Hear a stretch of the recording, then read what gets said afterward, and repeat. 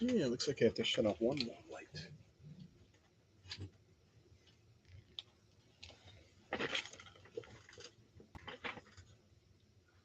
Let's see here.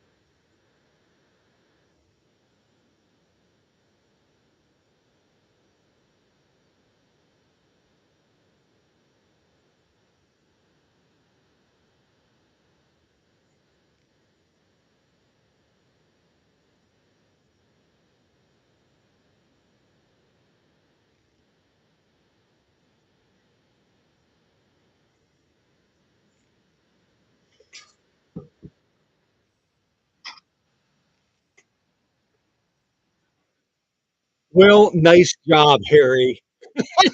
I love it.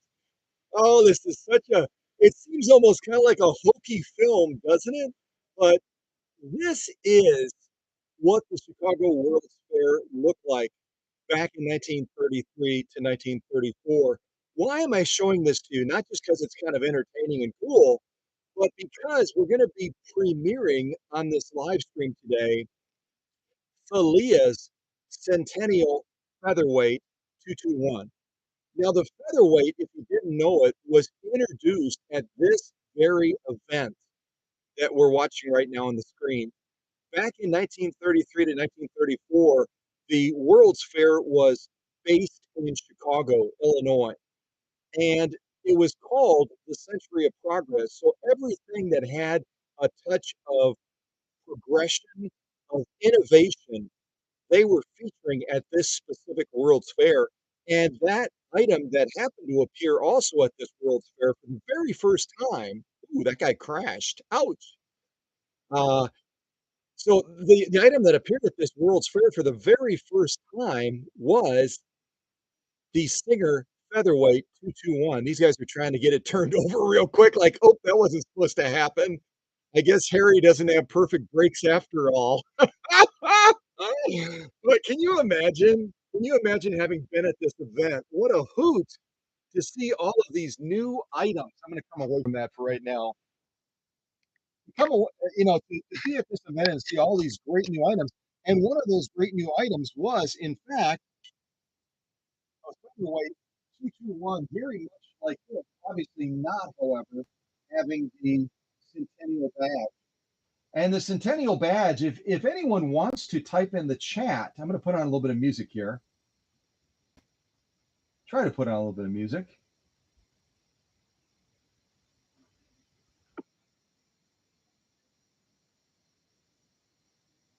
All right, a little bit of music. So, can you tell me what's the deal with this Centennial badge that's on Thalia's Featherweight 221? What's about the Centennial thing for Singer? Does anyone know?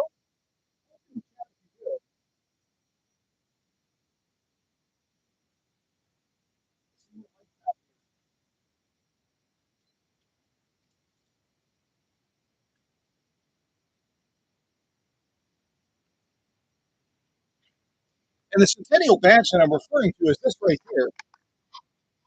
So you're going to be able to see it.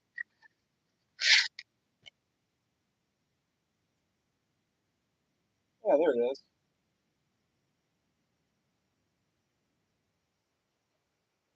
So the video I showed you at the beginning at the Chicago World's Fair back in 1933 to 34 was featuring a World's Fair with the theme of Century of Progress. And here we have a Centennial badge mark talking about the Century of Progress for Singer being established in 1851 and then celebrating their centennial year in 1951. That was a big deal for Singer, a very, very big deal. And some of you might remember for the last major contest giveaway that I did, I offered a 170th anniversary Singer replica Class 15 hand crank. Matter of fact, I just posted something on Facebook about that, highlighting the winner of that and the fact that she had just done one of her first projects on it and she wanted to share that with us. Well, you can imagine at that event that you just saw on that video clip, the ladies of the day, the most beautiful women of the day, Singer hired them and said, we want you to spend time with us at the World Fair, and we want you to hold this like a server's tray and walk around and show people how light this machine is. Because the featherweight, if you didn't know, weighs in at, type it in the chat, what does this machine weigh in at as it is right now with the motor and all the doodads? Type it in the chat if you know what this machine weighs in at. And that's why the ladies in the day were able to parade around with this, holding it like a server tray and show people how light it was, how portable it was. And the portability factor also tied into the fact that the machine came with a case similar to this that you could stick the machine inside of and you could take it anywhere you wanted to go, anywhere you wanted to go, right, Mr. Dr. Singer? Yeah. And I set up this featherweight package as a special thing for Thalia, my friend from Missouri. And if anyone wants to research for fun, Thalia is from a very small community in Missouri called Agency, Missouri, or Missouri, as some of you call it.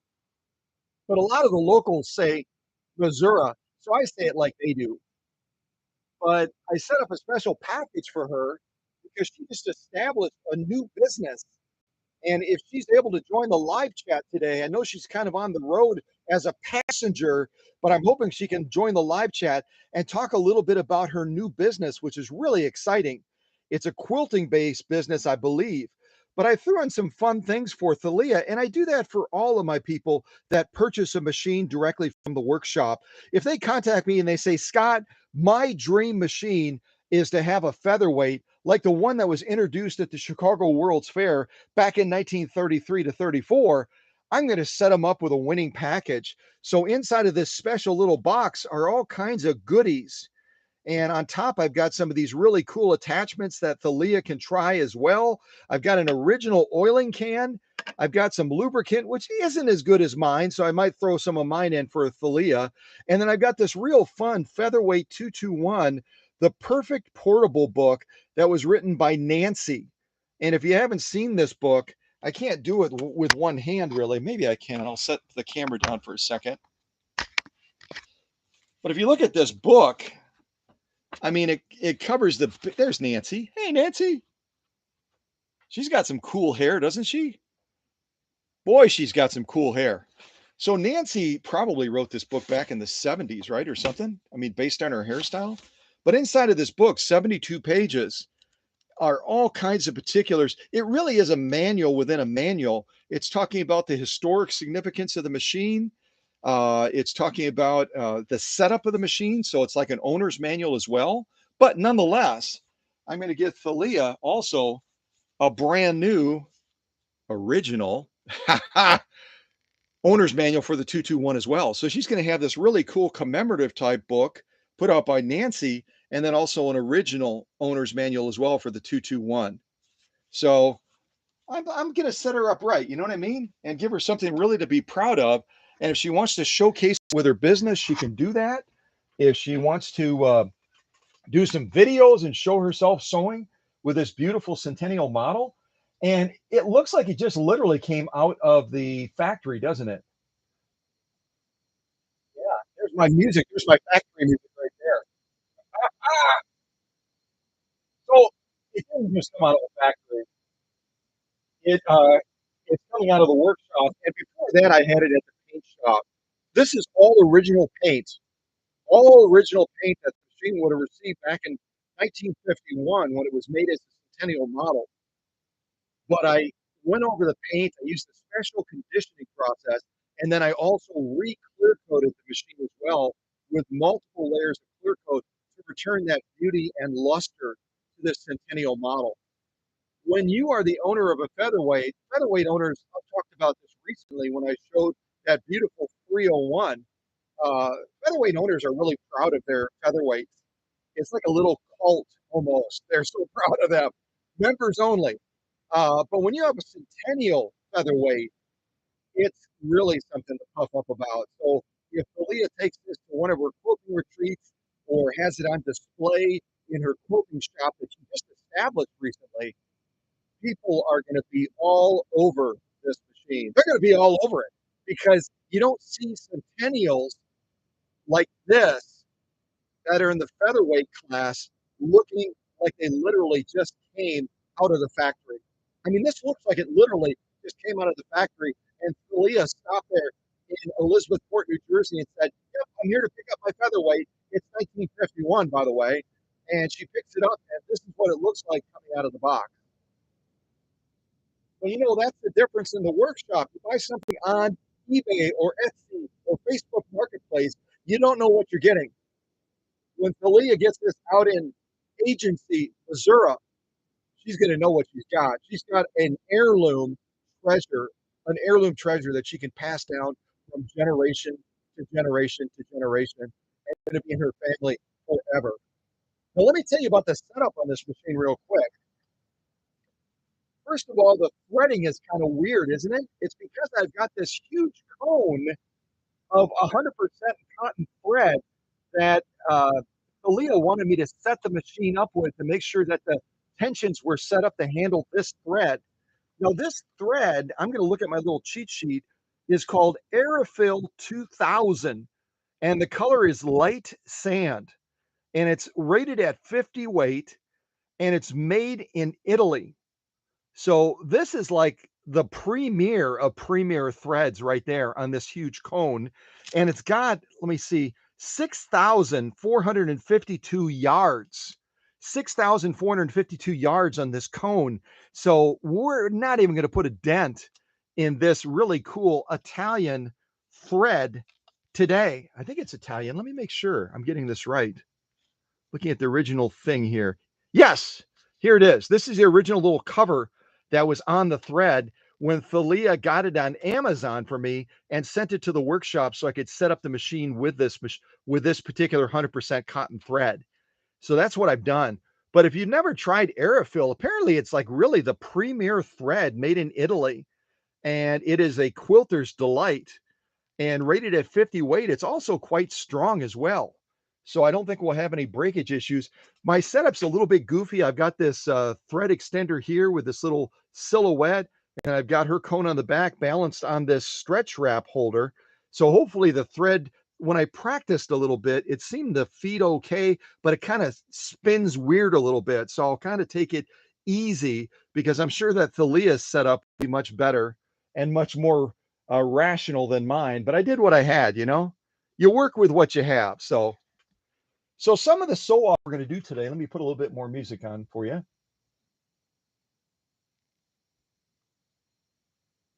Some of the sew offs I've got set up today, and I'm going to get this box out of the way as well. These are some of the sew off setups I got right here. Just move this featherweight container, and we'll talk about some of the sew offs we might do on this live stream today.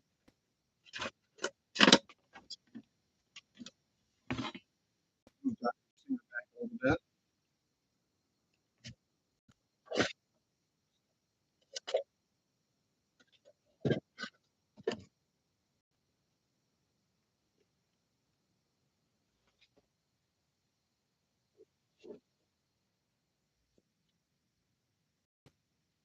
And it is only in the 30s today in Wisconsin. I don't know if you knew that.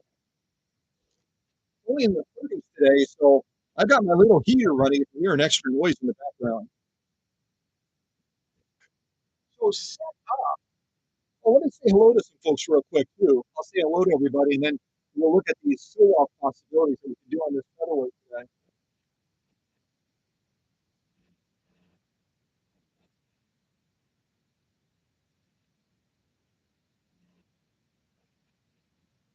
So good morning to Christine. Good morning to Christine. Good morning to Sunny. And good morning to Kathy King. And let's see, anyone else in the live chat. Good morning to Emma, who's at work today, so I appreciate her jumping on. And that looks like everybody that's in the live chat right now, at least. We got other folks in the shadows, which is fine. But let's go ahead and look at these sew-off possibilities. And I always treat a featherweight not like a princess. I treat her more like a rugged gal. So we're going to be sewing some leather on this featherweight today as well. So some of the possibilities for our sew-offs today is this naughty naga hide, which is a fake leather. It's got a lot of vinyl in it. And then also I've got this genuine elk hide. You can see it's a very thick piece. And a lot of people wouldn't think of a featherweight being able to handle a sew-off like this, but when they're optimized in the workshop, they are crazy, crazy strong machines. And so we're going to be sewing this elk hide as well today. And then I've got some saddle grade leather. Again, saddle grade leather is used to make gun holsters. It's used to make all kinds of different doodads for horses and stuff. So, and we're going to be doing 2 layers of it. You look at the thickness of that. That would even be a heavy sew off for a 201. You know, the Rolls Royce of singers. We're going to be doing it on a featherweight today, which I think is kind of fun. And again, the featherweight doesn't have the advantage that the recent 301 I showed you has, because the 301 has that direct drive feature. Featherweight is belt driven. Now I do have a brand new belt on here, and I've got it calibrated and tensioned just perfectly. But nonetheless, when you're going through this much leather, probably almost 8 ounces of leather, this saddle grade leather, this is crazy thick for a featherweight. And then last but not least, on the leather side, I've got some of this protected full grain leather. And again, protected full grain leather has a special coating on it because it's designed to resist staining and also to give it a greater durability. So on this piece, I think what I was planning to do is kind of sew around the edges and show a little bit more control with the featherweight if I'm able to do that. Then over in this stack, I've got some of this, what the heck is this stuff called? I'm totally blanking on it. I think it's like a vinyl paper. Let me double check. I think that's a vinyl paper if I'm not mistaken.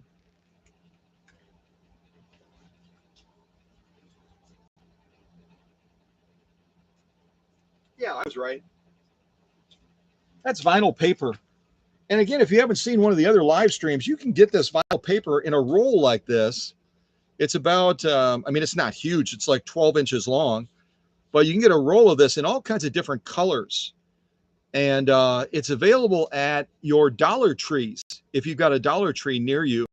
So $1.25, you get a roll of this stuff, and then you can cut it into strips like this and try sewing this vinyl paper with one of your sewing machines in your place.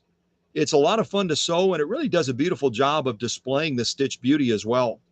So pick up some of this. They've got all different types of colors. This is kind of an aqua blue in here. I'm almost kind of wishing I'd picked this one out, especially with that sand colored thread that Thalia sent me from Italy. So, but this is another one of the sew off possibilities that we have. And then we've got this. This is that compressed felt. They use a heat treated process to really compress those fibers. This stuff is not easy to get through. A lot of people think about the felt you might have used when you were back in school. This is a different class of felt. It's really, really durable stuff and very, very difficult to get through. And then I've got some of this crushed velvet. We were going to sew this on that 301 recently, and we kind of ran out of time. So this is another sew off possibility today. I thought with that sandy colored thread, this might look pretty on this velvet, especially as we're getting closer to the holidays. Then I've got some of this commercial grade upholstery material, and we can certainly sew this today as well. I'll probably go through on this featherweight at least 4 layers. So I'll fold it like this, and then we'll go through about that much commercial upholstery material. Yes, with a featherweight. Any of you that are shocked right now that I'm going to be sewing some of this stuff, like these leathers that I showed you, commercial grade upholstery material, 4 layers of it. We might even go to 6, but at least 4 layers of it on a featherweight. Featherweights are much stronger when they leave this workshop than most average featherweights out there. Again, the featherweight only comes with a 0.4 amp motor, but when that motor is fully optimized, and if you look at the Facebook shots that I have in the description of this live stream, you can look in detail at how I tore that motor down and serviced that motor, deep cleaned it, and really gave it a superpower when it comes to doing sew-offs. Then we've got this bubblegum material. This stuff is always fun to sew. Got a lot of vinyl in there. You can see me stretching it almost like bubblegum. And this stuff always is a lot of fun to sew off on. Then I've got heavy grade denim. We'll probably do at least 4 layers, maybe 6 layers of this with this featherweight today. And then over here, I've got a combination of Kona cotton that my dear friend Paula Noel sent me a slew of from West Palm Beach, Florida. And it's got some quilt batting in between there. So we might stitch down this as well. And then I've got some 100% cotton that came from a fat quarter that I picked up at Walmart. And this has a little bit of a stiffener in it to give us even greater clarity of stitch as we stitch down with this featherweight. So those are the sew-offs that I have available to us. I'd love to invite all of you to join the live chat and to type in the live chat what you'd like to see this little featherweight sew first. We've got all of these options over here that I already showed you, this vinyl paper, the compressed felt, the crushed velvet, the commercial upholstery material, the bubblegum material, the heavy grade denim. We've got the Kona cotton, the regular cotton. We've got saddle grade leather, genuine elk hide, naga hide, naughty naga hide, and then finally protected full grain leather. So if anyone wants to chime into the live chat, I'll look at that right now and give me a rank order 1, 2, 3. If you're comfortable doing that, give me a rank order 1, 2, 3 of what you'd like to see this little featherweight sew off first, and then we'll kind of jump into the sew offs straight away. And I can see I must have done a poor job up to this point because no one at this point has liked this live stream. No one has liked this live stream so far. So I must have done a crummy job. I'll put on some music and take a little bit of a break, see if I can do a better job so someone will like the live stream. And then I'll come back and we'll see what the rank order is on how you'd like to see these sew offs happen during this live stream. And again, if the owner, I know the owner is on the road, Thalia, but if she's able to join the live chat and wants to chime in as well, I always love to invite the owners to take ownership of the live stream and let me know what they would like to be seeing. So that would be cool.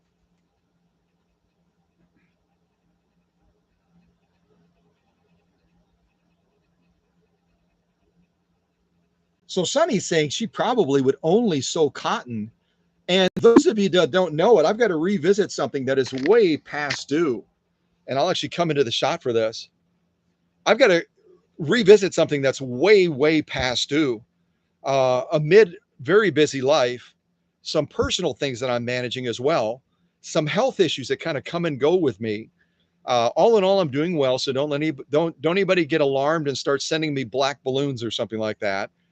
But well over, gosh, it's probably almost 2 years ago, a year and a half to 2 years ago, just out of the blue, I decided that I wanted to give Sunny a featherweight. It's perfectly timed that we're featuring this featherweight today to revisit that promise that I intend to fulfill.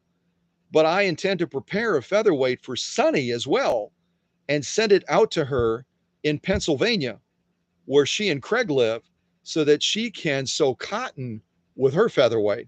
Because a lot of other featherweight owners would probably be going into the fetal position with some of the sew offs I'm going to be doing on this featherweight today. But I want to recommit again on this live stream that I made a promise to Sunny because she's a sweetheart of a gal. And she's been going through her own trials and tribulations, which many of you know. She's been battling cancer off and on for a long time now. And I wanted to, kind of like this featherweight, Thalia said to me, we all need a reason to get up in the morning. We all need a sense of hope, a sense of anticipation about the day. She says, I get up every morning knowing that I'm one day closer to getting my featherweight, my Centennial Featherweight that's being prepared just for me as an heirloom for my family in the workshop in Oconto, Wisconsin. And knowing that Sunny has been battling her own demons with this cancer. And thank God for Craig, because he's been an incredible support to her, as all of us have been in our vintage sewing machine extended family, our cow country family. Many of you have reached out to Sunny and have offered words of encouragement and support and love to her. And she is just a tenacious gal and says, nothing's going to beat me down. But nonetheless, I felt inspired to want to offer her a featherweight because she had mentioned to me one time that that was one of her dream machines. And I know she has a couple of machines, some of which I prepared for her, some of which she's acquired. But I do intend to fulfill that promise. It takes a while sometimes in the workshop because it's only me. It's only me. You know, I can show you all of my friends and Dr. Singer, but reality is they don't do a lot of work around here. They're more my buddies, and they keep me laughing, and they keep me inspired as well.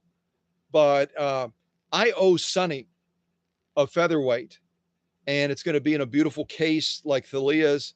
I'll give her some other goodies with it. And so hang in there, Sonny.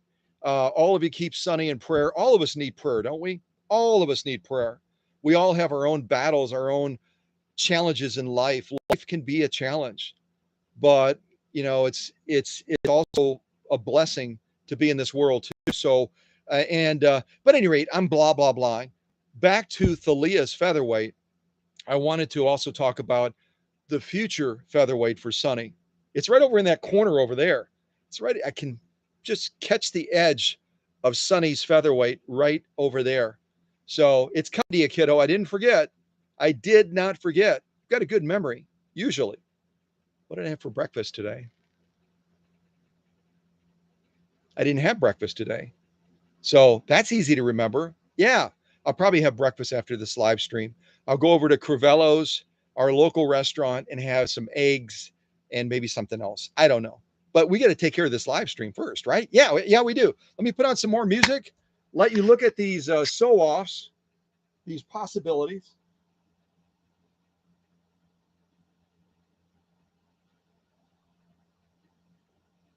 No, don't cry, Sonny. Don't cry, you silly girl. Everybody tells Sonny not to cry. I know they're tears of joy, and that's cool. But help me out here. I'm gonna grab real quick, and this is a horrible thing to drink on an empty stomach, but I'm gonna grab a Diet Coke real quick because it wets my whistle. And then when I come back, if one of the leaders, if Sonny or Emma, or if there's another leader present, or just a gangbuster type person that's in the live chat, maybe Kathy King wants to say, hey, I got this. But type in our first 3 sew-offs that we're going to do on Thalia's Centennial Featherweight, okay? And I'll come back with my Diet Coke and we'll jump into this hot and heavy, okay? All right, cool. Let me put on some music.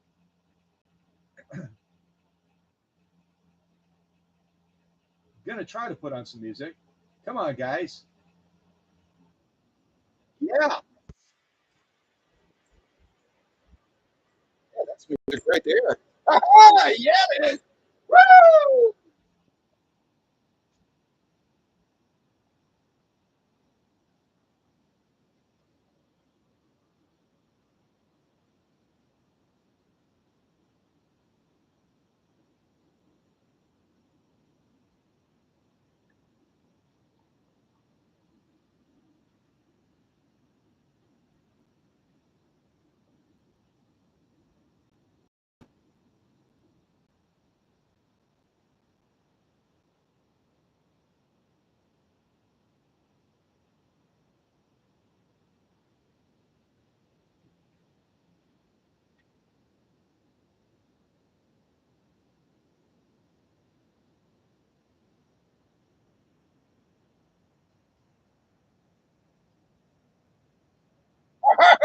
Yeah! Woo!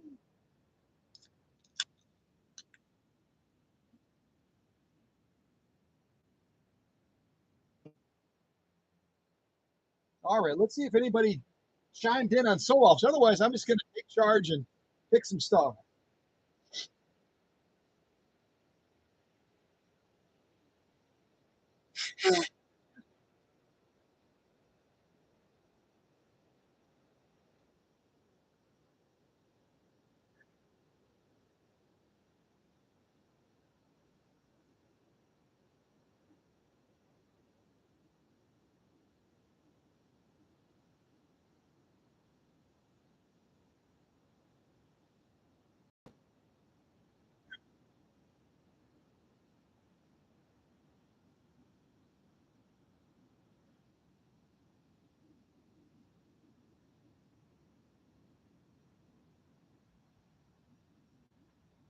Okay, I'm back. I got my Diet Coke, and it looks like we had some folks chime in. I saw leather, I saw, I think Naugahyde, I saw compressed felt. So I'm going to start grabbing some of those things. I'll grab our different leathers. I'll grab our Naugahyde. We got this. I'll leave the protected full grain leather just for a little bit. Did I see denim too? I think I saw denim. Let me scroll up. It looks like we have a friend joining us from Canada today, which is fun, huh? We get people, if you're new to this channel or new to this live stream on Cow Country, we get people from around the world. Any of the regulars can attest to that. We get folks from Finland, from Sweden, from Japan, from, gosh, where else, you guys? We get them from all over the place. Vietnam. We get folks from Italy. We get folks from Brazil. And we get folks from the great country of Canada as well. Let me set those down. Let's see what we have here. So leather, felt, denim. Yeah, I saw denim too. I thought I did. So let's just jump into some of these. We'll jump into some of these and get this going.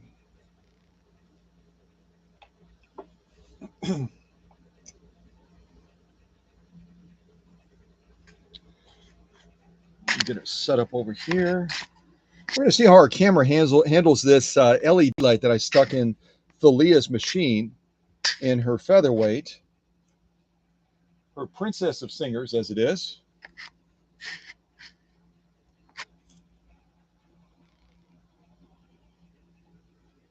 Give this bed a quick wipe off as well. The workshop, I do all kinds of work down here that is really dusty. And so when I'm getting ready for a live stream like this, and I've got this gorgeous princess of singers, as I refer to featherweights, and others are starting to refer to them as princess of singers too, which is kind of fun. You know, I keep having to dust it off and dust it off. It's almost like a joke. Dr. Singer will laugh at me and go, "So you're dusting it again, huh?"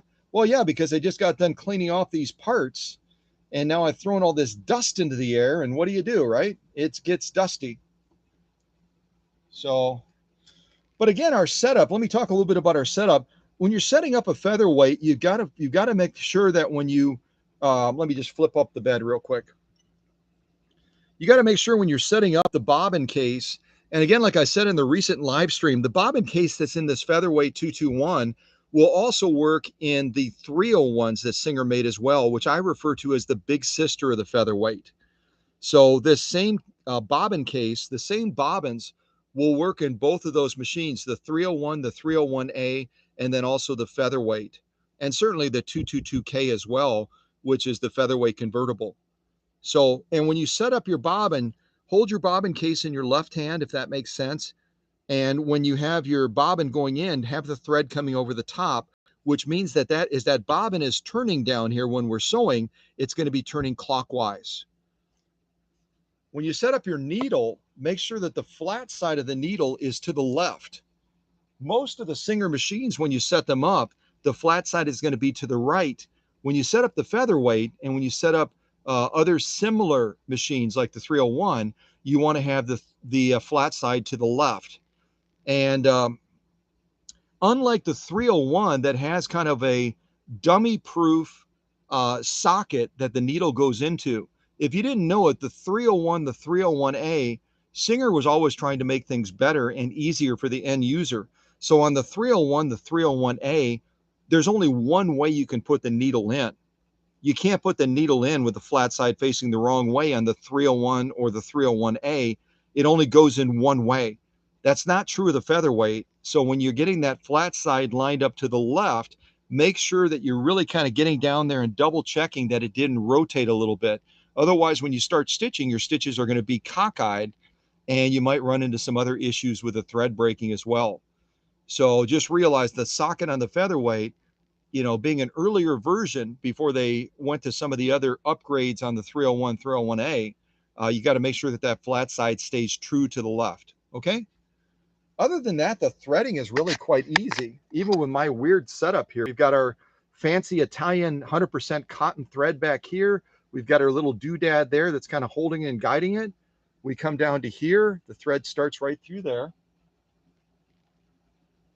We then come through the tension discs. And again, whenever you're threading a machine, make sure your presser foot lever is in the up position so that those discs don't have any pressure. See how I can jiggle them right now? That means there's no pressure on them. And that's how we want it to be when we thread the machine.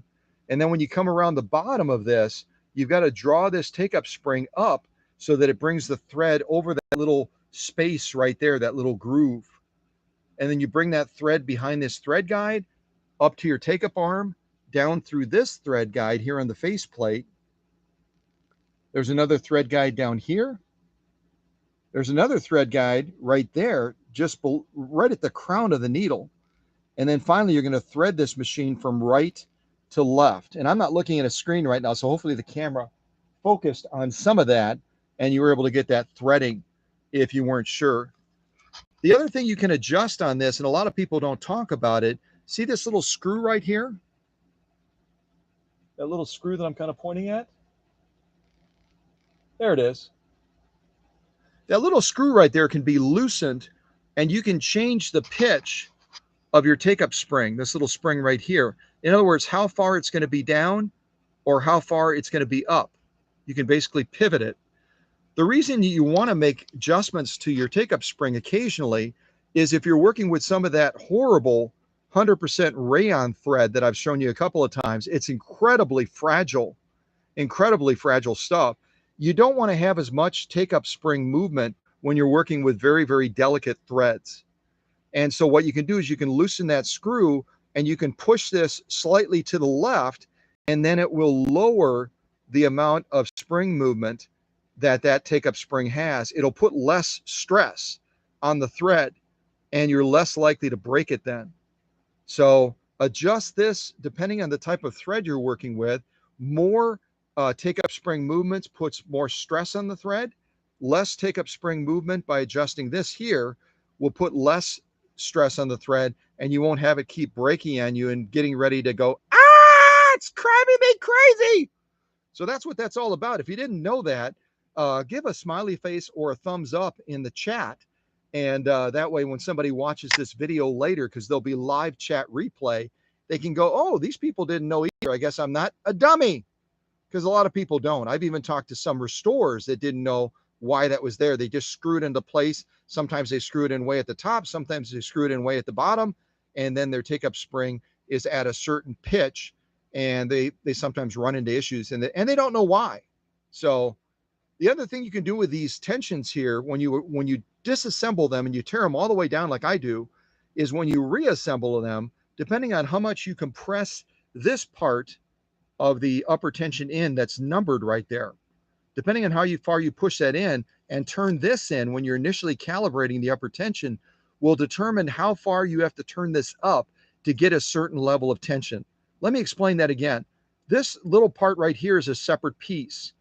And if I were to right now, which I can't do because I don't have an extra hand, if I were to push this in, this little piece right here that's numbered, I would be able to turn this in further and bolster up the upper tension with even having the numbers at a lower position. You can see right now, I'm only at about 4.5. I could push this in, this piece right here, calibrate this in a little bit further, and I could have this tension all the way down to almost 3, and yet I would be getting great stitch definition. So again, if you didn't know that, put a smiley face or a thumbs up in the chat. But this is part of your calibration process on your upper tension. If you decide to be ambitious, tear it all the way down, reassemble it. When you're setting it back up and you're putting this last little piece on and you're depressing this against that spring, the more you turn this piece in right here on the end, the higher your calibration factor is going to be, which means the lesser amount that you need to turn this upper tension up to do its job. Why would you need to know that? Because if you're working with some incredibly heavy materials, you want to have a greater range of tension selection on this upper tension. And you don't want to have to go all the way up to 9 on it. So if you calibrate it in at a higher ratio when you're starting, you don't have to turn this up as far to overcome issues with your lock stitch not being defined. I hope that makes sense. I hope that's helpful. So let's get into sewing now, talk a little bit more about this 221 that again was first introduced at the Chicago World's Fair with Harry driving that wild car that supposedly had some really good brakes, but then he or one of his colleagues crashed it anyway. What was that about? Boy, that was embarrassing, wasn't it? Yeah, hopefully we don't crash today. All right, so this again is Thalia Centennial Featherweight 221. And it looks like the camera doesn't have any issues with this LED light right now, so that's good. We're able to leave the light on, and we'll do some of these sew-offs straight away.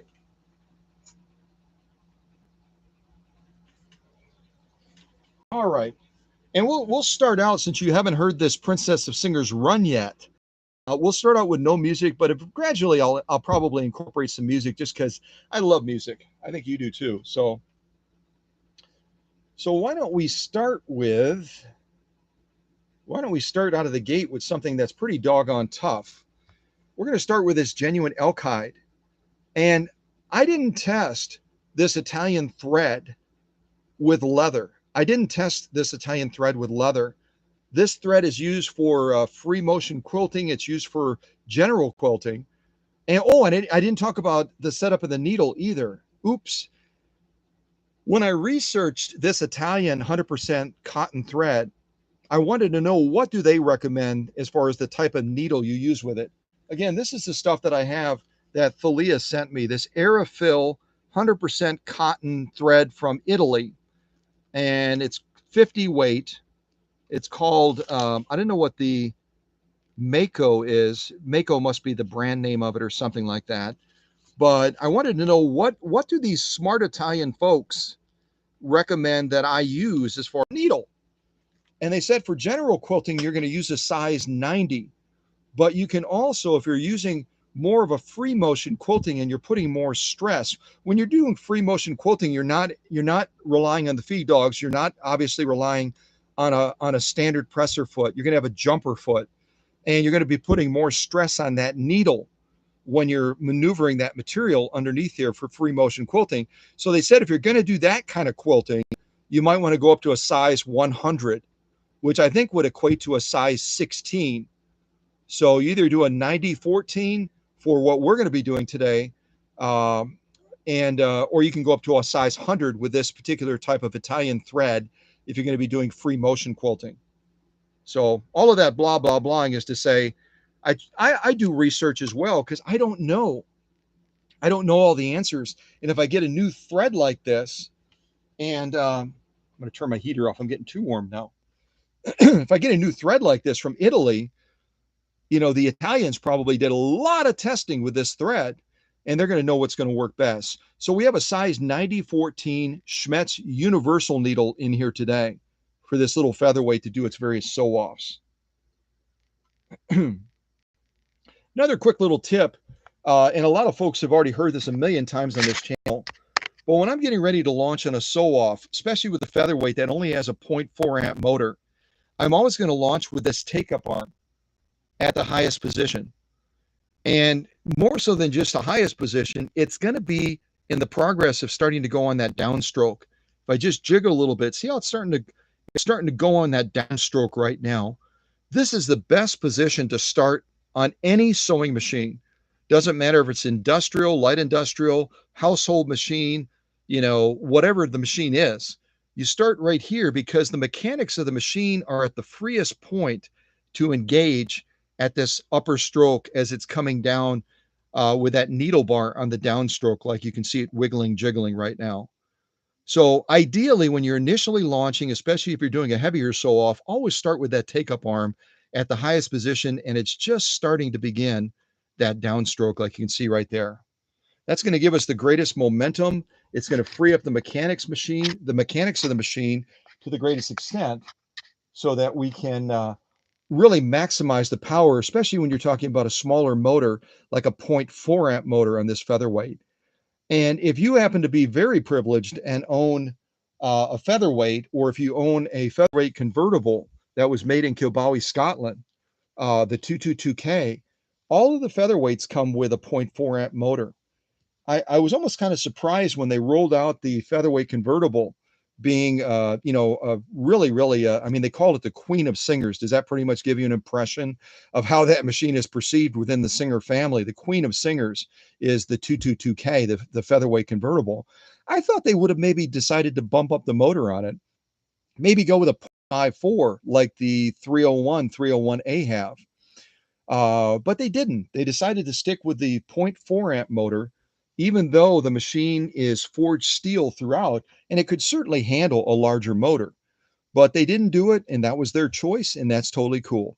All right, so enough blah, blah, blahing. Let's, in total silence right now, you can hear the workshop other than Dr. Singer whistling. Could you please stop? Thank you. Other than Dr. Singer whistling, occasionally. We're going to try to buzz down this genuine elk hide, probably about 6-7 ounces of leather. In millimeters, that's probably going to be about almost 3 millimeters of leather. We'll see how this featherweight handles it. Again, I did not test this off camera. I should have. I just didn't have time. As Thalia knows, I've been battling a little bit of feeling under the weather, and many of you in my inner circle know this as well. I haven't been feeling well the last couple of days, and I actually sent her a note yesterday saying, I don't know if I'm going to be well enough to do this live stream today. But thank goodness I got a good night's sleep, and as I was getting ready to go to sleep, I was feeling better already. So here we go. Let's see how this featherweight with this Italian thread, no doubts about the needle, but the thread is a little bit of an unknown. Hopefully we can get this done. All right, here we go.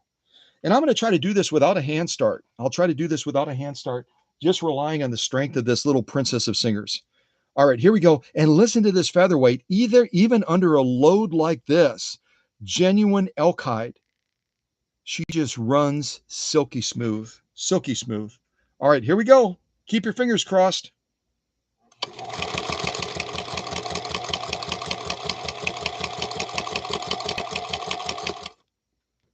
Oops, it looks like we ran into a problem with it. I may have bit off more than I could chew. Yep, it's not able to handle the elk hide. The machine can handle the elk hide, but it can't handle it with this thread.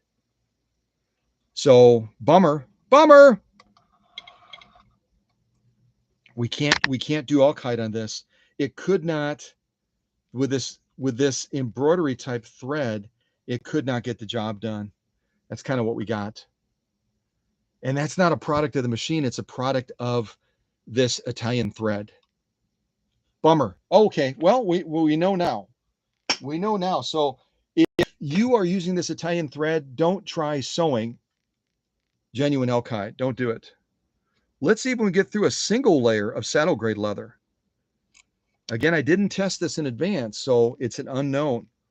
We'll see how this featherweight does with a single layer of saddle grade leather. It can't handle, the thread can't handle the genuine elk hide. This was too much for that Italian thread. It just couldn't handle it. Let's see how it does on this saddle grade leather. Let's give it a go. If I change out threads, we can kick it, but not with this Italian thread. Here we go. Let's see how it does on this. Let's see if it can get the job done.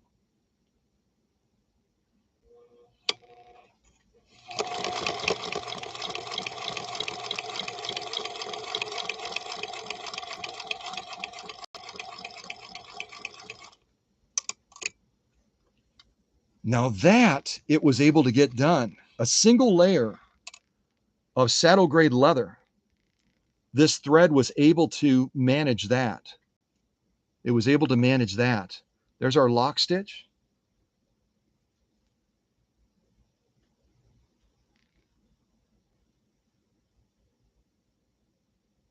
Beautiful lock stitch. And also a beautiful top stitch as well. Let me see, kind of stretch it a little bit.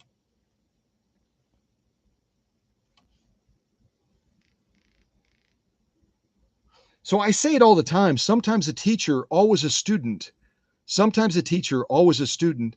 What I've learned is that if you're going to be using this 50 weight Aerofill Italian 100% cotton thread, don't try sewing genuine elk hide.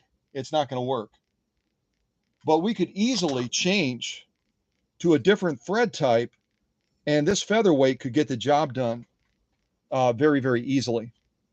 So don't attribute our inability to sew genuine elk hide to this featherweight. It's a product of this thread type that we happen to be using. 100% cotton Italian 50 weight Aerofill thread. It can't manage it. It's just too much.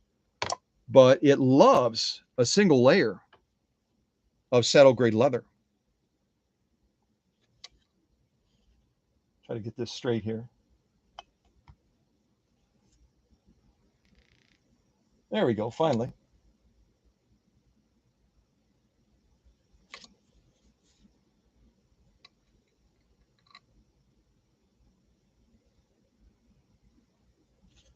And you can see even a single layer of saddle grade leather, it's not a light sew off. And I'm really pleased we were able to accomplish it with this Aerofill 50 weight, 100% cotton thread from Italy. So that's a success. I'm going to throw that to the back. Even the Elkite is a success because we know now that we can't get away with sewing 100% cotton Aerofill thread and sew Elkite. All right, what should we try next? Why don't we try this Naugahyde stuff? This is a little bit tricky too with this vinyl. We'll try going through this Naugahyde now, which is a man-made material. They used to cover chairs with it. They used to do all kinds of upholstery type work using this stuff. And it's got a lot of vinyl in it. It's tricky stuff. It can cause skip stitching. And hopefully we don't have that happen to us today using this specialty thread. But we'll see what happens. Again, I did not test this off camera, so I don't know exactly what we're going to get as far as a result. We'll give it a try. All right, so Naugahyde single layer, and we'll try it on Thalia's Featherweight 221. Here we go. Take it nice and slow, nice and slow.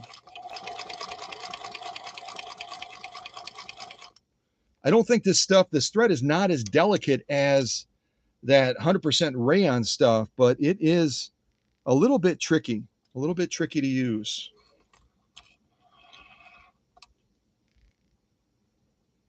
So here we've got a result. I'm looking at the lock stitch right now where we would have to bump up the upper tension to get this better defined. I'm going to stitch it one more time.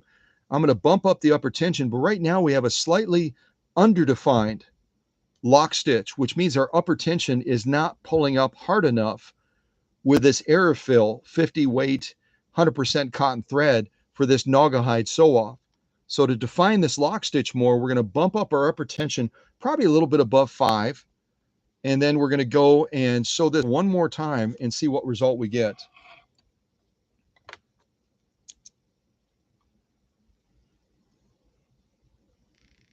And eventually I'll get back to our regular cotton sewing. I think Sunny may have had some insight in thinking we should stick with cotton when you're dealing with a specialty thread like this.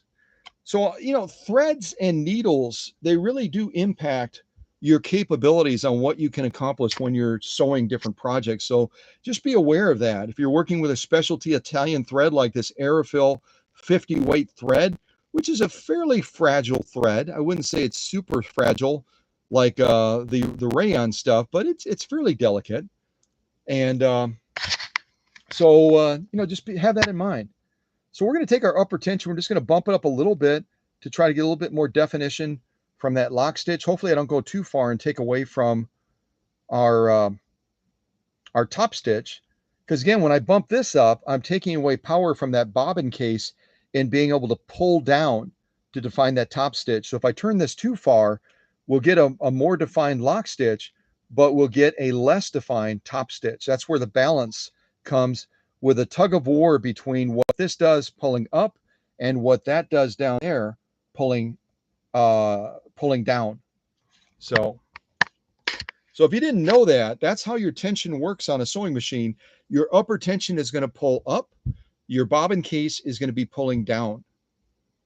All right, let's give this a try. See if we can get down this Naugahyde and get a little bit more definition.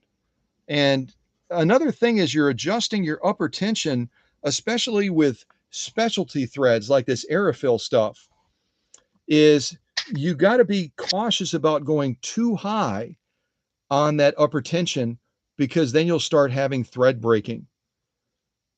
Unlike the bobbin case where the thread has a travel path that's very limited, when you're running the thread from up top like we are right now with this Aerofill thread, it's having to go through thread guides, it's going through tension discs, it's going around thread guides, it's going through the take-up arm, it's going past the faceplate, it's going down past the needle, and then it's going from right to left through the needle.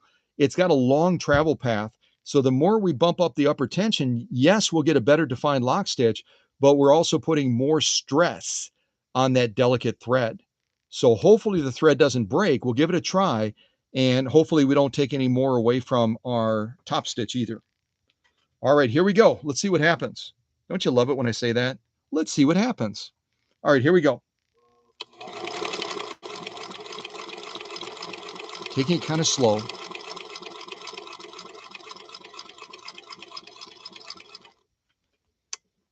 There's nothing like the sound of a featherweight. It just has such a soft rhythm to it, doesn't it? When it's running perfectly well. Yeah, I think that was the right move to do. Let's see how our lock stitch looks now.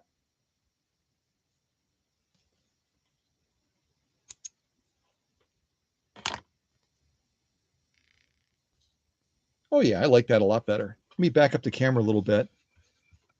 So it helps to know, because I've even talked to experienced seamstresses over the phone, and they'll be like, I'm having tension issues on my sewing machine.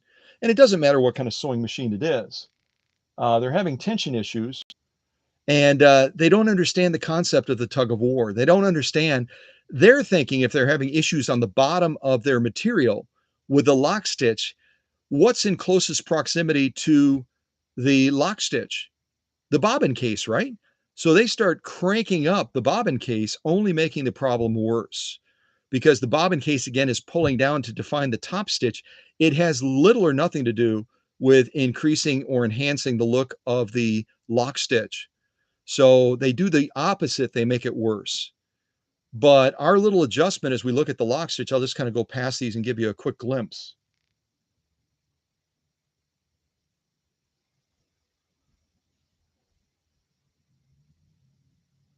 Some beautiful, beautiful top stitching on this Naugahyde. And again, a Naugahyde is prone to create skip stitching and everything else. It's high vinyl based, and it creates a lot of headaches for people if they're trying to sew this material. Some people will use it to make bags, and it can create a lot of havoc for them. Let me set up my little stitch off holder and see if that makes it a little bit easier for you to see these stitches than me trying to hold it up to the camera. So we're going to look at the stitching right now, kind of move across it, give you a closer look. Yeah, that's a lot clearer, isn't it? And Naugahyde, again, is a very tricky material to sew. It's very, very tricky stuff.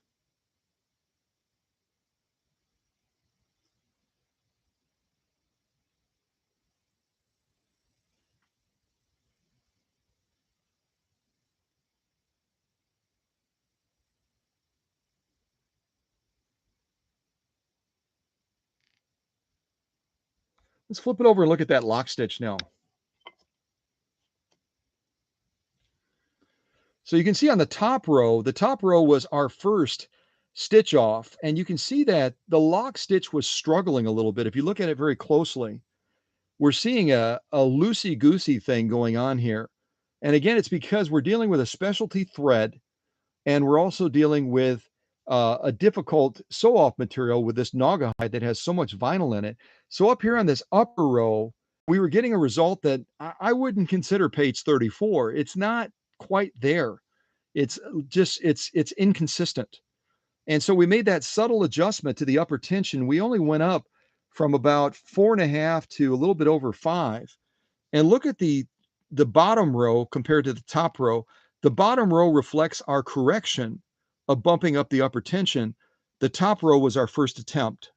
And again, I didn't do any of this off camera, so I didn't really know what the result would be sewing with this specialty thread. But right away, you can see that the clarity of stitch on that lock stitch with our subtle upper tension adjustment is already paying dividends. It's already paying dividends compared to that top row.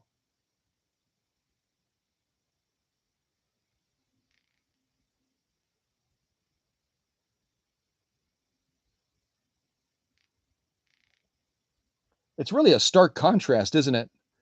And all we did to correct this using this specialty thread on this difficult material is a subtle upper tension adjustment. And then all of a sudden, those stitches start to come in with so much greater clarity.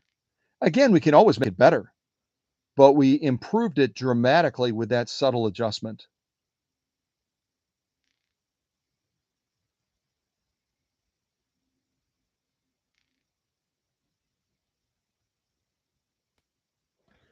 I call this naughty Naugahyde because this stuff it can just be an utter nightmare to sew.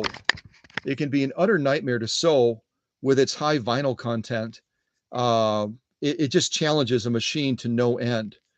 But this featherweight managed it very, very well. With our subtle adjustment, we were able to pull in that lock stitch and get a great looking stitch. So I'm going to throw this to the back, put on a little bit of music, kind of catch my breath a little bit here, and we'll continue to jump through some of these sew-offs on this Centennial featherweight that is going to be heading soon enough to Agency, Missouri, and fulfilling a dream as an heirloom for Thalia's family. That's really what this machine represents. It's going to represent an heirloom piece for her family that she can pass on from generation to generation.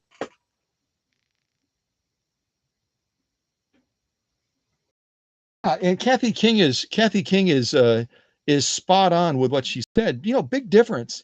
And what did we do? What did we really do? I mean, all we did is make a little tweak to the upper tension. Again, depending on the type of thread you're working with, here we've got an Italian 50 weight, 100% cotton thread. It's a little bit of a tricky thread to work with. And I think that's why Thalia, in her brilliance, went to the effort of getting it through Amazon and sending it to me so that I could use it as a way to meter this machine and get it set up for success before it left the workshop. So I'm really grateful. I'm grateful when an owner goes to that extra length to help me help them to be set up for success when this machine gets out to Agency, Missouri. Yeah, definitely. All right, let's put on a little bit more music.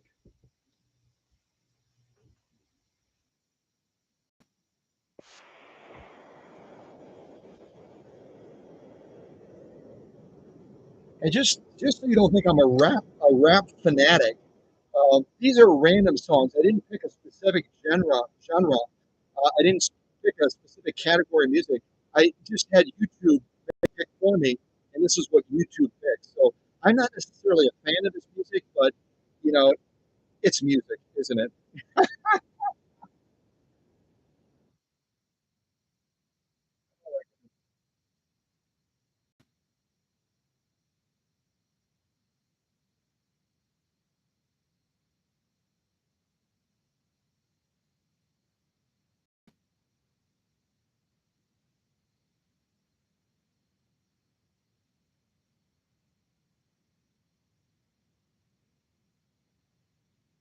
Oh, I didn't know that there was a sewing machine used in the movie The Godfather.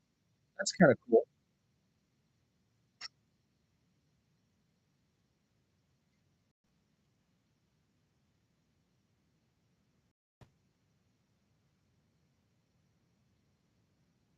All right, let's move over to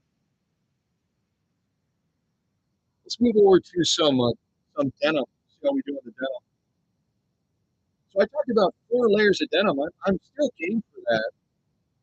I'm hoping that this thread can manage 4 layers of denim. We're gonna kind of hold it like that. We'll get to that layer. If the thread has issues like it did on the elk hide because the density of the sew off is too much for that 100% cotton Italian-based thread, then I'll take it down to 2 layers. 2 layers is what I tested the machine with. Now I'm taking it up to twice that level, which is a little bit of a risk. So hopefully the machine, I know the machine can handle it very easily, but hopefully the thread can manage it as well. Get that into place. Get our camera a little bit closer.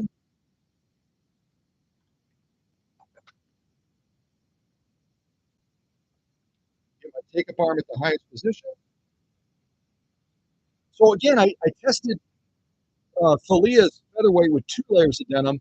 We're going to try 4. If it's a fail, not because of the machine, and certainly not because of my Schmetz needle, but because of this 100% Italian-made, 100% Italian-made Aerofill thread, uh, then we'll take it down to 2 layers.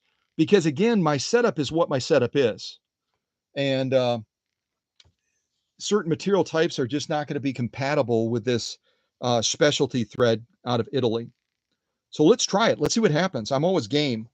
And I'm also going to pad my deck a little bit and clip this on this upper end to see if I can sew a little bit straighter than I usually do. Okay. So again, 4 layers of denim. We'll see how this Aerofill thread manages this. If it struggles, then we'll take it down to 2 layers. All right, here we go. Taking it kind of slow. So it doesn't seem to have an issue. It doesn't seem to mind this denim compared to that elk hide, which is outrageously thick, or that naga hide. It struggled with a little bit from a tension balance standpoint. It seems to be happy with denim.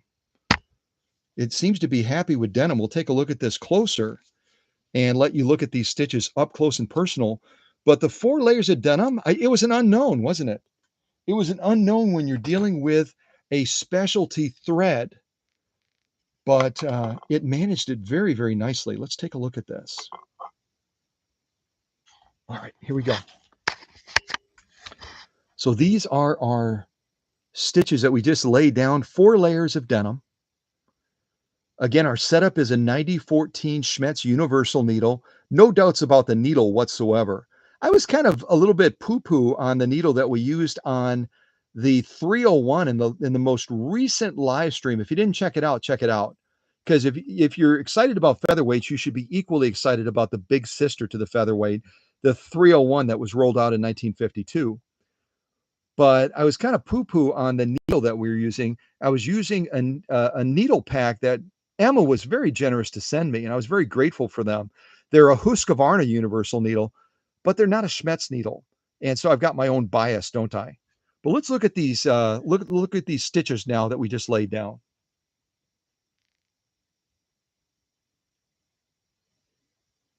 I can actually show you totality of the stitching. That's kind of fun. And then we'll get real close. Folks, I'm seeing beautiful stitches. Our top stitch is bang on. Our top stitch is exactly as it should be. Beautiful, beautiful top stitching. We'll get real close and kind of go down the line.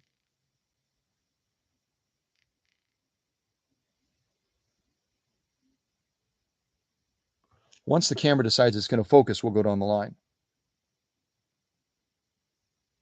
Let's start over there.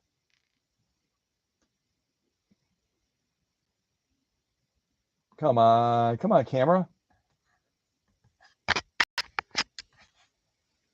Try right there. There we go.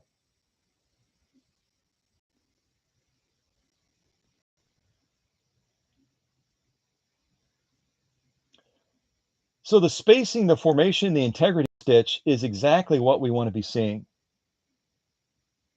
Beautiful, beautiful stitching using this Italian Aerofill thread going down these 4 layers of denim.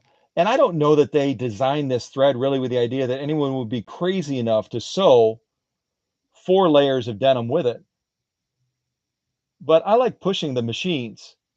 And I also like pushing the threads and the needles as well, don't you? Yeah, beautiful, beautiful stitching. Let's look at the lock stitch, see what we think. Kind of flip that around, we'll look at the lock stitch. And again, the lock stitch is always going to be harder to define because it's got to pull that thread back up through those 4 layers of heavy grade denim. But Thalia's Featherweight didn't have any issue managing that job with this Aerofill thread. Again, we're talking about a specialty thread that's really used for quilters. It's not really used with the idea that people are going to be using it to sew denim or leather or naga hide. But I like to push things. So that's why we do what we do on this channel. We do things a little bit differently.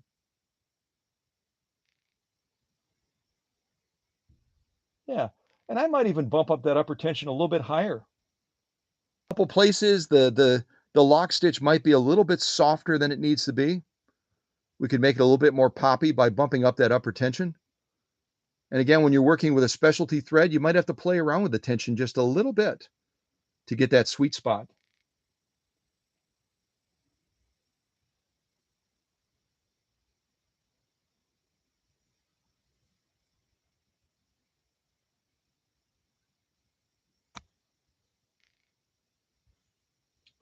Yeah.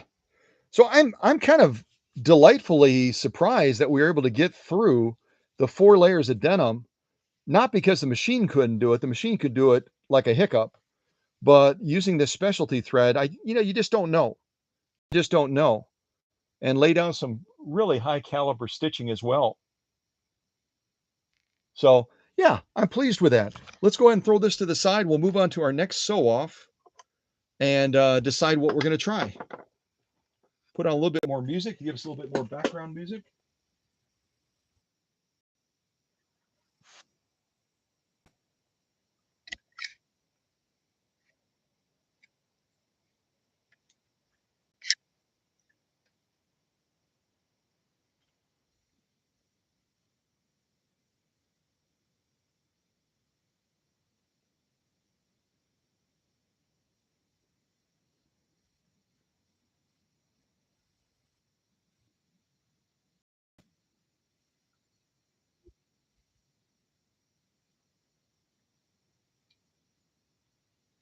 All right, let's go and put this featherweight to use sewing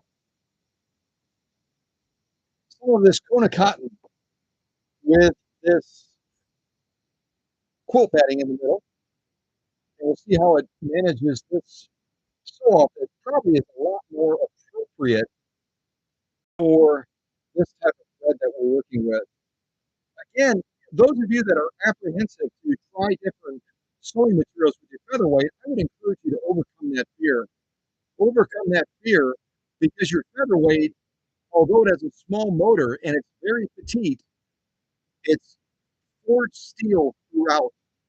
You can look at my Facebook shots and see how well built these machines are. And they're able to handle a much wider field of sew-offs than a lot of featherweight owners will put them to use for. So, but Kona cotton is pretty standard, I think, for most people when it comes to sewing on a featherweight, and we'll give it a go.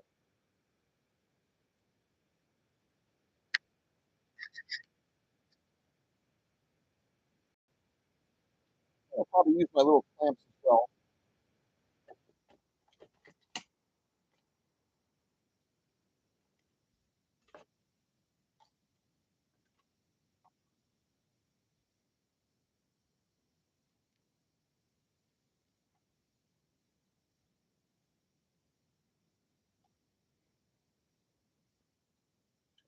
All right.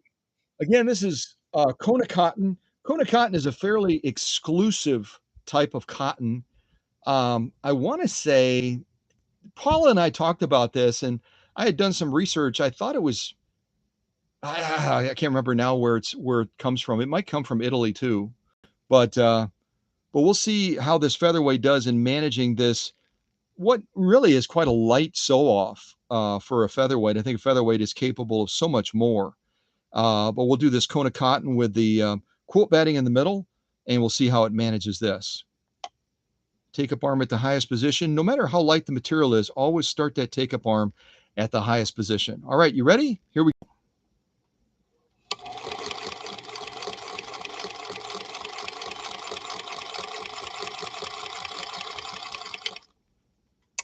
And I'm taking kind of slow because I'm a little bit nervous about this specialty thread, and I just don't want to. I don't want to goof up. Don't want to goof up. I'm just really surprised at my ridiculous setup for this huge cone of thread. Actually seems to be working fairly well. Kind of crazy. Some of the setups I've had, even for that Eagle light industrial machine, if any of you saw that live stream, I battled that thing with made up belts that I came up with and everything else, and I finally was able to get it done. The customer has that back in use again with their upholstery material work that they do. So, and their boat covers. All right, let's take a look at this stitching on this Kona cotton. So we're dealing with kind of an exclusive cotton and dealing with an exclusive type of thread as well. And this is probably a lot more indicative of what Thalia would be sewing. You know, a cotton based with some sort of a quilt batting or something like that would probably be a lot more likely than genuine elk hide. So, but it's fun to try, isn't it? Yeah. So these are the stitches we just laid down, which are absolutely page 34 plus. And again, I'm putting the appropriate material to the appropriate type of thread. This Aerofill thread made in Italy, it was born to sew cotton-based type materials. It was born to do that. And we're finally getting into its wheelhouse area that it's very comfortable with. Aren't those lovely, lovely stitches? Absolutely gorgeous stitching. Let's go down the line. I'll try to go down as smooth as I can so you can take a look at them.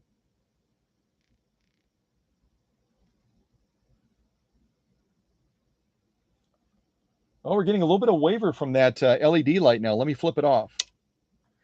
That waver on the screen was from that LED light. It's been doing really well, but all of a sudden it got into a problem. Let me move this over here. Move it away from that light a little bit, see if that helps.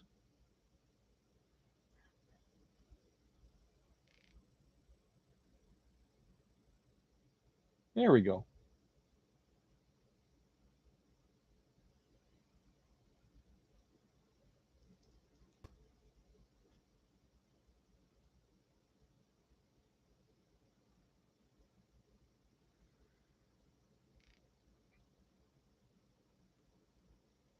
Still getting a little bit of waver. That must be from the LED light above me.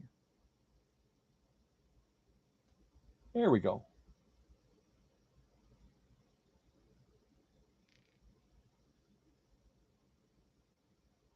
LED lights are great, but they can also goof around when you're trying to shoot a video like this with a camera.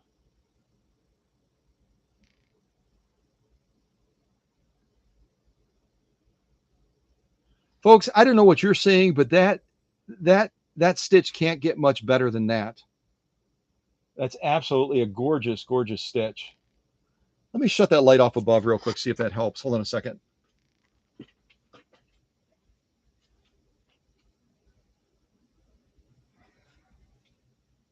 Shut off that LED light right above because it might be what's goofing around with the camera.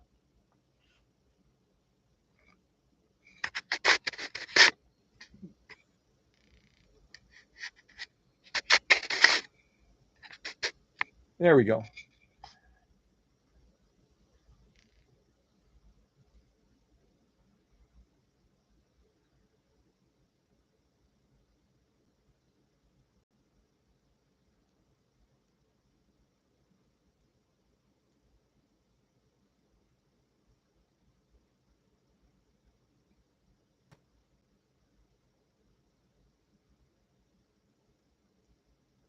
So that is so obviously the type of stitch Thalia has been dreaming about on this featherweight that's going to be heading towards her quite soon. I'm going to flip it around. We'll look at that lock stitch on the back. We'll kind of clip this again and kind of hold it in place. There we go.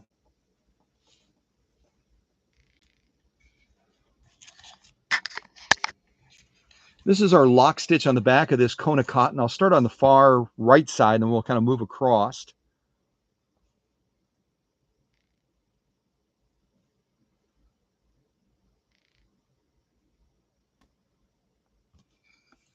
See if I can get this to, why are you tipping? There we go.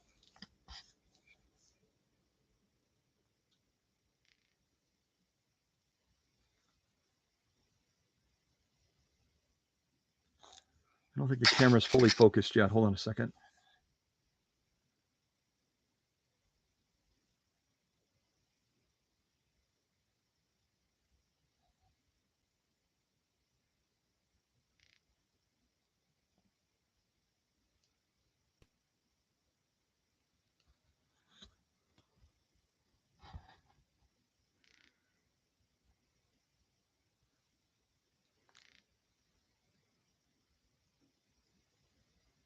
This camera is struggling, I think, with the lightness of that material.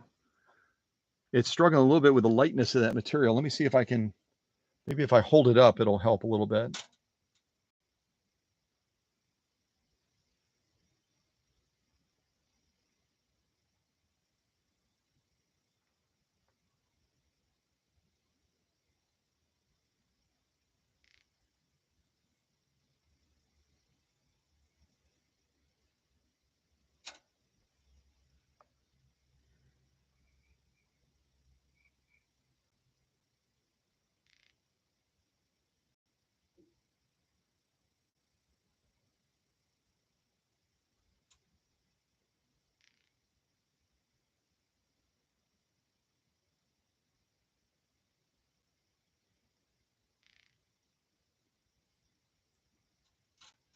This is driving me buggy. Let me see if I can just hold it up. For some reason, the camera is struggling with this lock stitch on the back and being able to see it. So let me see if I can hold it like this and see if that helps.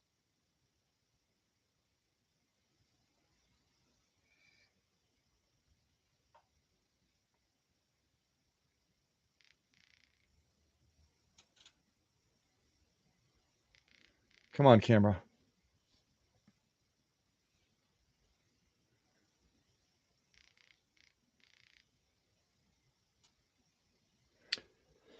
Oh, goodness. See, doing a sew off and getting a machine prepared is almost easier than getting the video camera to work in certain lighting issues. It just is. All I did was just turn my chair. I turned my chair to another lighting source, and all of a sudden it's happy. What a fickle pickle camera.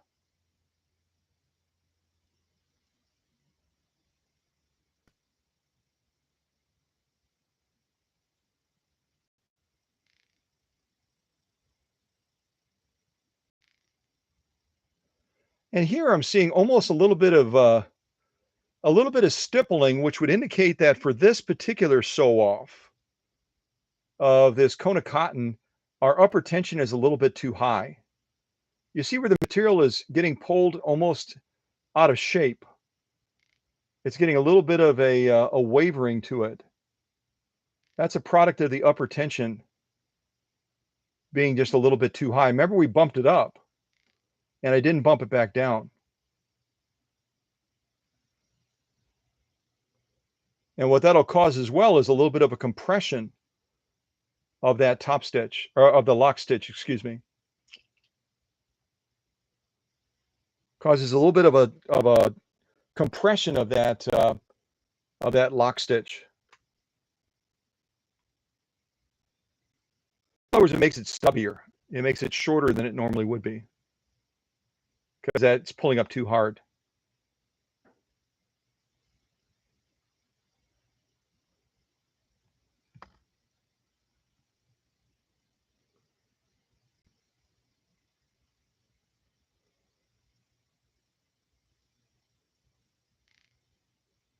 So what we would do ideally if we were going to sew a ton of this cone of cotton is we would go ahead and back our upper tension back again. We have beautiful stitching, but with the tension being a little bit higher on the upper tension, right, basically compressing our stitches. So that's a simple adjustment that we can make if we were to be sewing a bunch of that. Okay, what next? What next? Let me put on a little bit of music as we are.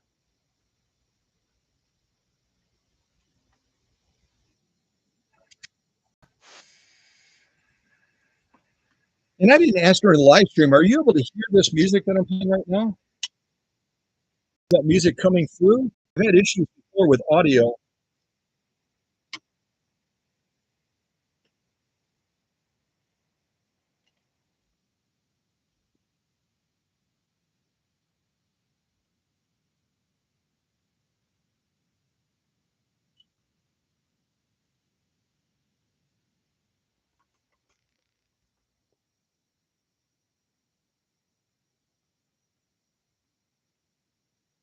No music.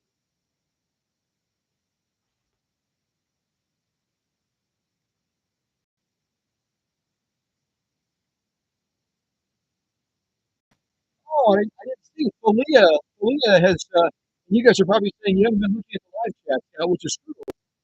Uh, Thalia just popped up in the live chat, and she is our owner of this Centennial Featherweight.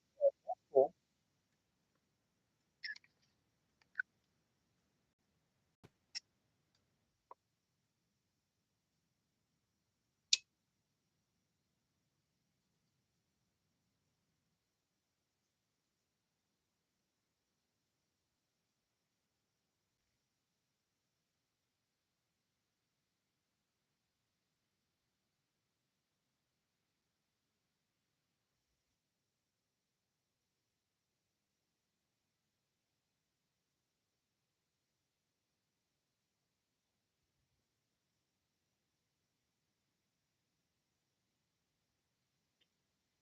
I had to show off the machine a little bit since the owner's in the live chat right now.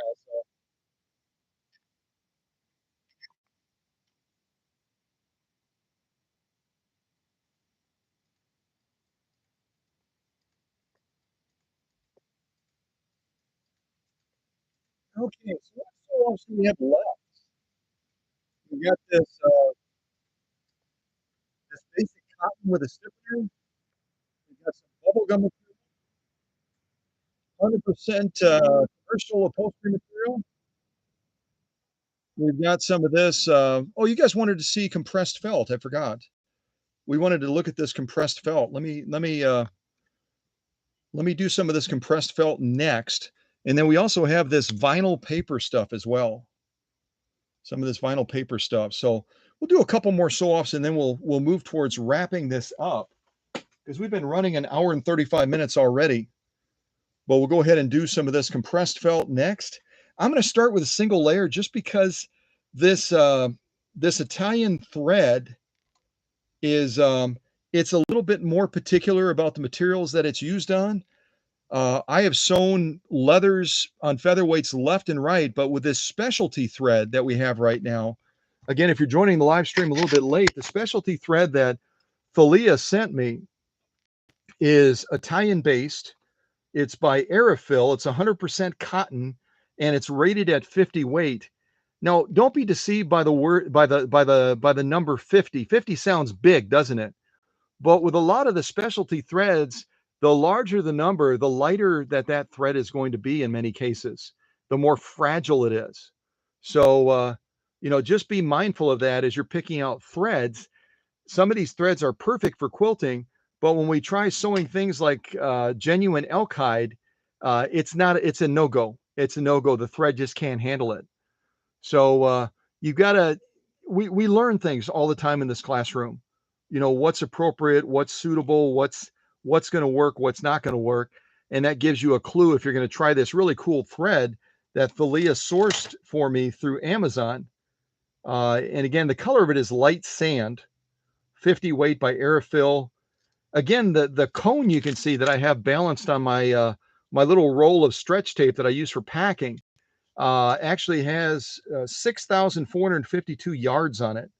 So you can do some serious quilting with a single cone like this. And this is what I have obviously on the bobbin as well. I wound bobbins and I have the same Aerofil thread, top and bottom. So we're sewing, one to the other. So let's see how it handles this compressed felt. Compressed felt is, again, not a basic felt. It's heat treated and the fibers are really, really condensed down and compressed. So it's something that you can't sew through real easily sometimes. And it has a tendency to cause skip stitching like the Naugahyde because of the nature of the material. So will this Aerofil 50 weight 100% cotton thread be happy with this? I don't know. I didn't try sewing it off camera. So kind of like the elk hide, we'll see if it's compatible. We'll see if, I know the needle will do the job, but this thread may not be compatible with this type of material. We'll see what happens. Okay. So I'll turn our light back on. I think it's good to go. We get some wavering on the screen. We're not. Looks like it's happy. So let's give this a try. We'll see how it handles this compressed felt. And again, this machine can handle pretty much anything depending on the thread and the needle setup. All right, here we go. And give a listen to Thalia's machine as well. Silky, silky, silky, silky smooth princess. And if you haven't checked out the pictures that I posted late last night of the journey that I took this little featherweight through on Facebook, you'll want to check those out. And the links for those photos are right in the description of this live stream. You can go right to the description. And if you got a Facebook account, or maybe even if you don't have a Facebook account, I don't know, you just click that link. It'll take you right to the photo cluster that I put up of this machine going through the process. It's important you see that because my process is more in depth than any one that I know in the world. All right, blah, blah, blah. Let's see how it does with this compressed felt. Here we go.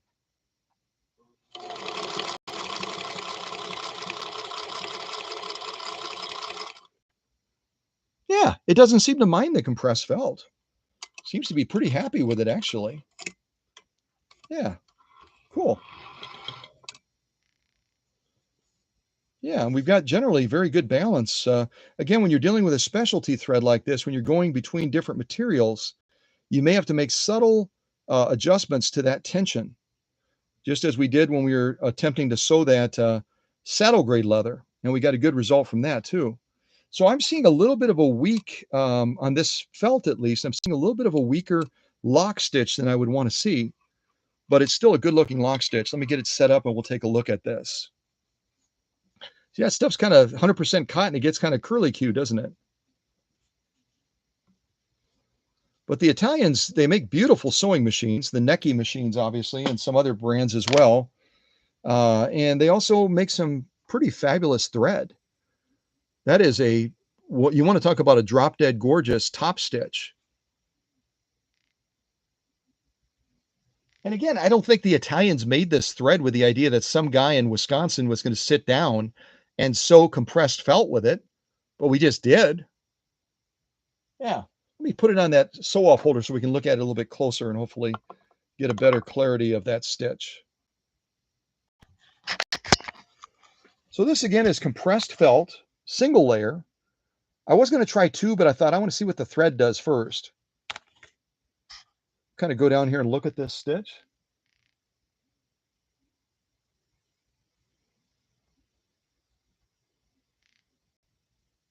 Yeah, yeah. It did really well with this compressed felt. And I've had machines that have struggled with this material, even with basic polyester Coats and Clark type thread. Let me shut that light off again. There we go. I had Thalia's work light on, the LED light, and that camera was getting goofy again. Yeah, that is beautiful, beautiful stitching. And again, I don't think the makers of this specialty thread, this Aerofill thread, had the idea that somebody would be sewing this material. It's really designed for cotton. It's designed for quilting, etc. But it's fun to push the limits a little bit, isn't it?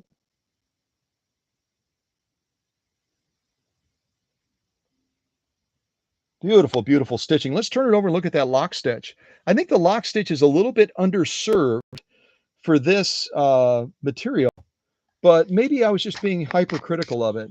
But I might bump it up just a little bit. Let's take a look.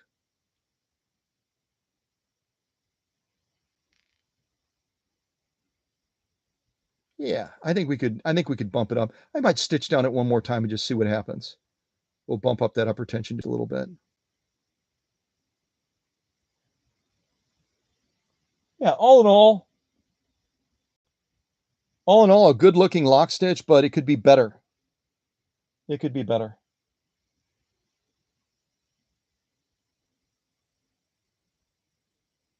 See, it's a little bit weak on the end there. So let's do something real quick, just as a learning lesson. I love us learning together. So this is our lock stitch right here. We're going to put that back on the bed of Leah's machine with our top stitch facing up. We're going to make just a subtle adjustment to this upper tension. Again, I've got to be careful I don't go crazy, because with a specialty thread like this, if I go too high on the upper tension, I'm going to start having the thread break. But I'm going to go from a little bit above 5 to just below 6. Right about to there. We're going to stitch this one more time and see if we can tighten up that lock stitch a little bit, give it a little bit better definition. We've got really good definition, I think, on the top stitch right now. You kind of look at that. But our lock stitch is a little bit loosey-goosey, so let's fix that. See if we can make it better. So I'm going to lay down a line of stitching right next to this. So then again, here's our top stitch. Looks really, really good.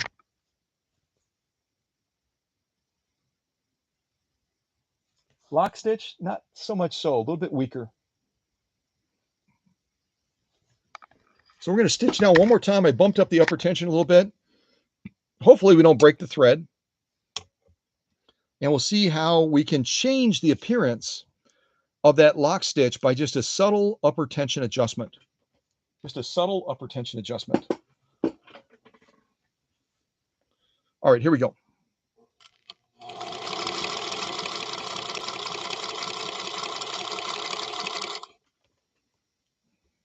And again, if you bump your upper tension up to define that lock stitch better, you just don't want to go too far, because then otherwise you'll take away from the top stitch. It looks like we maintained an absolute lovely top stitch, if you can see that in the shot. Beautiful, beautiful top stitch. We'll look at it closer in just a little bit. But now the big question is, what impact did we have on that lock stitch? What impact did we have on that lock stitch? Yeah, it's better. It's better. But again, with this being compressed felt, if I were sewing a ton of this, I might even have to go a little bit higher on that upper tension with this type of thread to tighten up that lock stitch to the extent that we would want.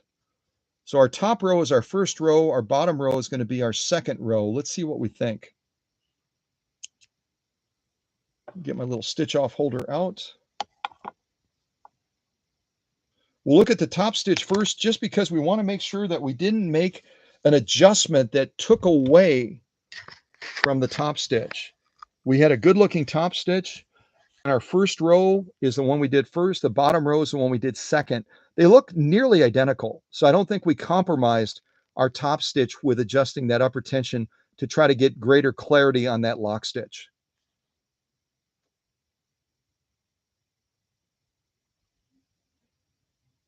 That's the good news. Because if you adjust that upper tension too far, you're going to start taking away from the definition of this top stitch.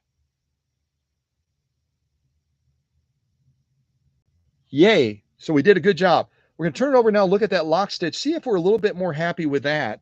I can tell you that I'm happier already, but I don't think we went far enough. We didn't go quite far enough. If you look at, we'll start on this end over here on the right. If you look at these comparatively, the top row is our lock stitch from the first stitch line. Then our second stitch line, after we made the upper tension adjustment, we bumped it up a little bit to try to define this better. And I think we accomplished that. But I think if we were sewing a ton of compressed felt, we would even bump up that upper tension just a little bit more. Let me kind of go down and let you look yourself.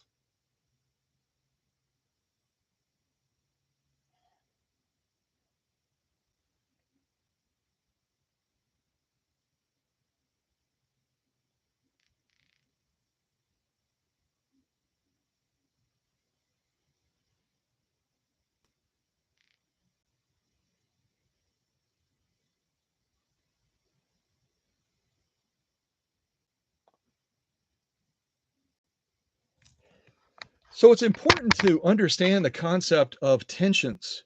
It's important to understand the concept of tensions when you're working with especially specialty threads that are 100% cotton, like this Aerofill thread from Italy is going to respond differently to material types that you're using.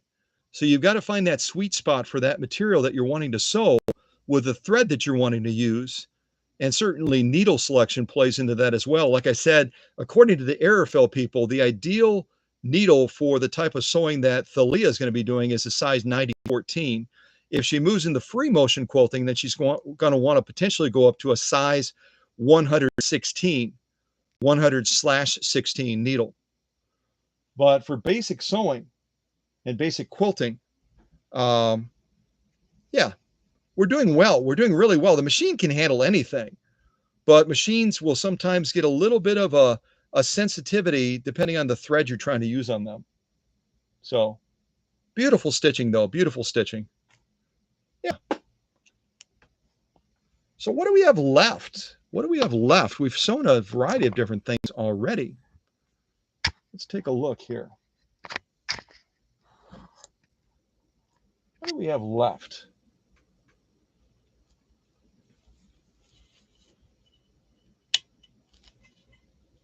I keep shutting Thalia's LED light on and off because the camera doesn't like it.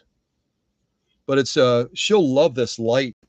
The incandescent bulb that came originally with this machine when I bought it from the original owner, and that's true of the majority of the machines in my personal collection. That's where this one came from for Thalia. This was in my personal collection. And my personal collection is 99.999, kind of like germ killers put on your hands. My personal collection is 99.999999999% original owner machines, which means I bought the machine from the original person that bought it brand new. So Thalia will be not counting me as the broker in between, if you will. Thalia will be getting an original owner machine, which is a big deal. Not only is it a Centennial Featherweight, but an original owner machine. When she goes into her quilting circles or quilting retreats or whatever, and she says, "Oh yeah, by the way, this is an original owner machine," she might have to explain what that is because some folks won't understand. But there are some machines that just get passed along. They end up getting passed along to a thrift shop or an antique shop, and then they go somewhere else, and they go to someone's home. Then they go into who knows? They go onto eBay. They go into other. They've been handled by so many hands. Following the provenance of that machine is nearly impossible. Following the provenance of Thalia's Centennial Featherweight is simple. I bought it from the original owner that bought it brand new back in 1951, and now it's going to go to Thalia out in Missouri. So that's easy. That's easy. Matter of fact, I should hit the button since it was so easy. That was easy. Yeah. And I don't know why on a couple of the live streams, people could hear the music. On other live streams, they can't hear the music. There's no music playing right now, so you're not losing your mind. But I don't know. It must be my camera. It's got to be my camera. So why don't we try this vinyl paper now just for fun, if that's okay. This vinyl paper, again, comes in a big roll like this. You can pick it up at your local Dollar Tree. And it comes in different color choices. This is kind of a purpley color. Then this is kind of a, what color would you call this kind of bluish thing or whatever? What would you call that? And it doesn't show up on the camera as well. Maybe the bottom of the box will show up better as far as the actual color.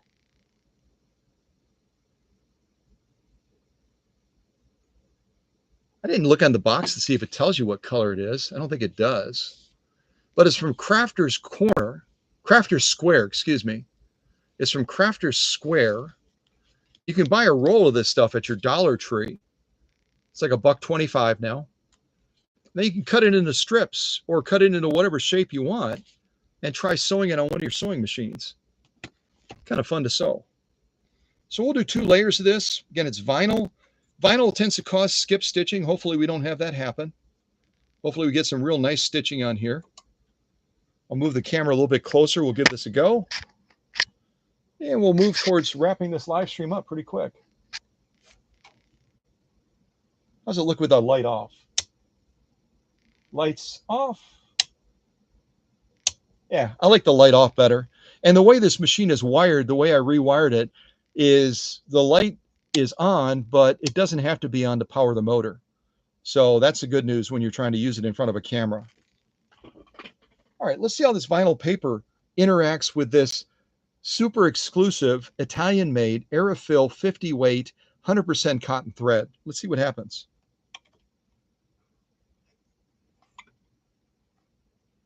All right, here we go.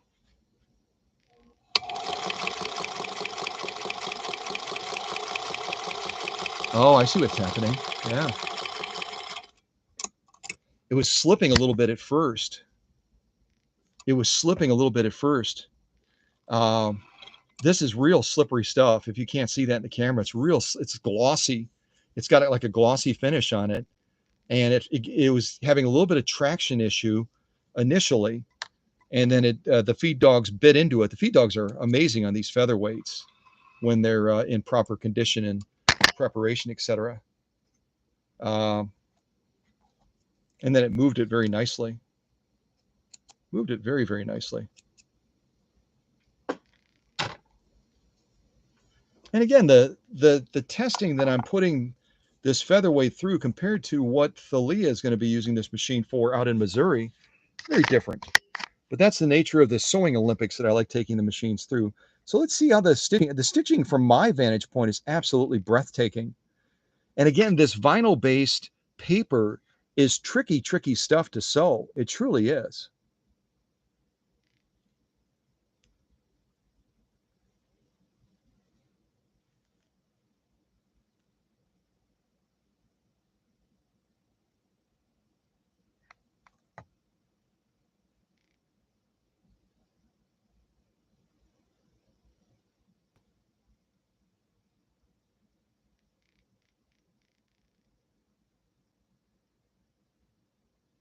Oops, we're out of focus. Come on, camera. There we go.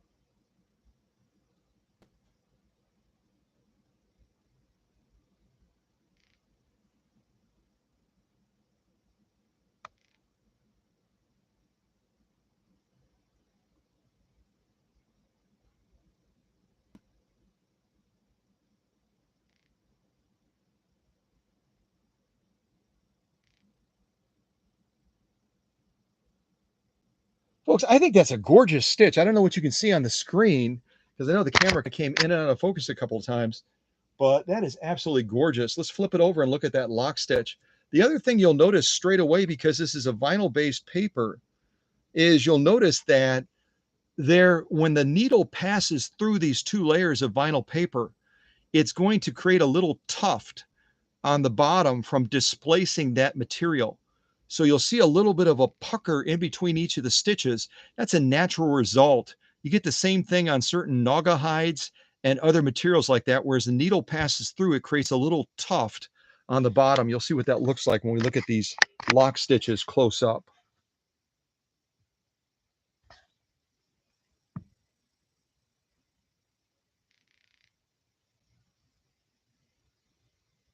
It's interesting, isn't it?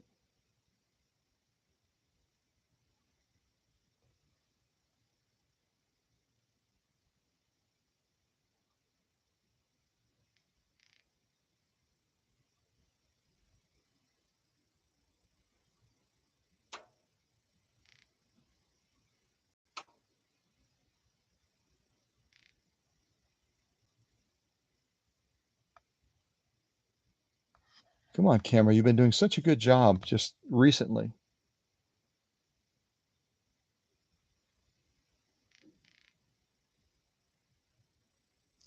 Let's try it right there. Let me move this over here, see if that helps. I think that's what I did before. The lighting gets a little goofy on it. Yeah, that helps a little bit. You can see the tufting in between where that needle is displacing that vinyl-based paper. Creates almost like a little tuft on the bottom there.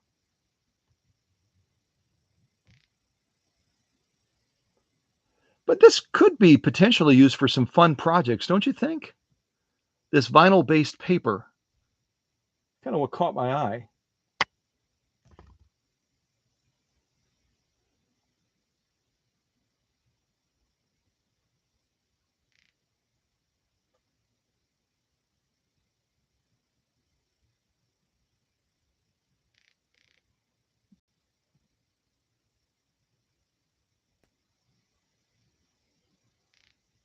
I'm having to hold my breath here.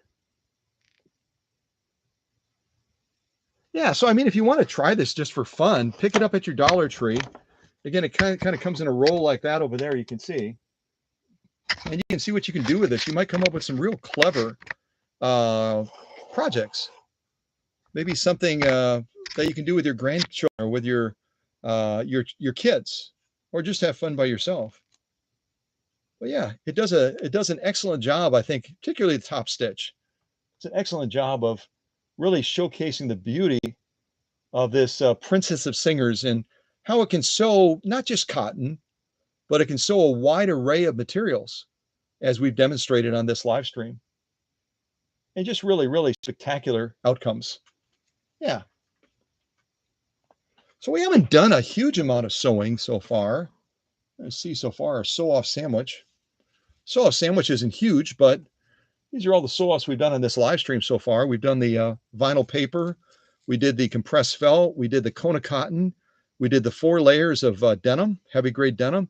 And then we did a single layer of this naga hide. And then we even stitched down a single layer of this saddle grade leather. I don't know that maybe the owner saw that, but that kind of blew my mind that with a specialty thread like this, it's really designed for quilting. We were able to pull off a sew off like this on saddle grade leather and not have the thread break. Yeah, it didn't like the elk hide, but was happy with the saddle grade leather. So the only sew offs that we have left really, and I don't know if I want to try this protected full grain leather or not. I don't know how the thread is going to respond to this. It definitely didn't like the the elk hide, I could try stitching a little strip of this and see what happens. If it responds, then I can stitch a little bit more on it. But again, a featherweight can handle pretty much any material that you put in front of her or him, depending on how you name your machines. And I didn't ask Thalia if she has given a name to this featherweight or not. If the owner is still in the live chat, I haven't seen Thalia pop up for a while. So she again is on the road today. She may have lost connection with us. But if Thalia is still in the live chat, curious if she named this machine. I don't know if she did or not. So we're going to try a single layer of saddle grade leather, see how this featherweight with this thread setup, the Italian, what is it called? Italian Aurifil thread, 100% cotton, if it will respond to this protected full grain leather like it did the saddle grade leather, or is it going to respond to this protected full grain leather like it did the elk hide and say, no way are you going to, no, this thread is not compatible with this material. So we'll see what we see, right? We'll see what we see.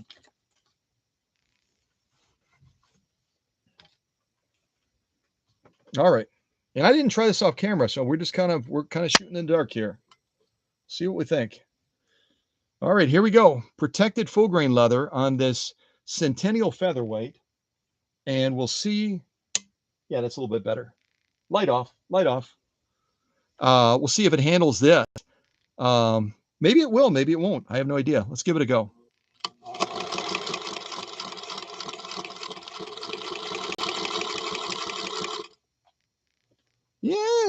Yeah, I think so. Yeah, we get through it. And again, if this featherweight had polyester or, a standard Coates and Clark thread on it, I could go through probably 2 or 3 layers of this with this featherweight easily. 2 or 3 layers of this protected full grain, full grain leather. That's what I wanted to say.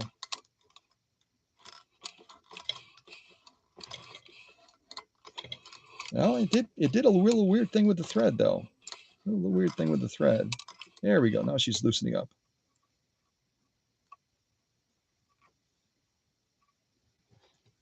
Sometimes that thread will kind of get caught down in there a little bit.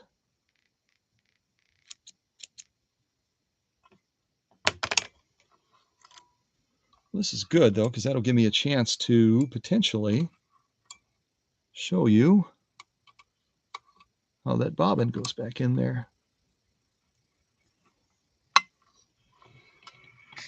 Pull that through, and then we'll kind of loosen this up. There's got one little tuft of thread caught in there.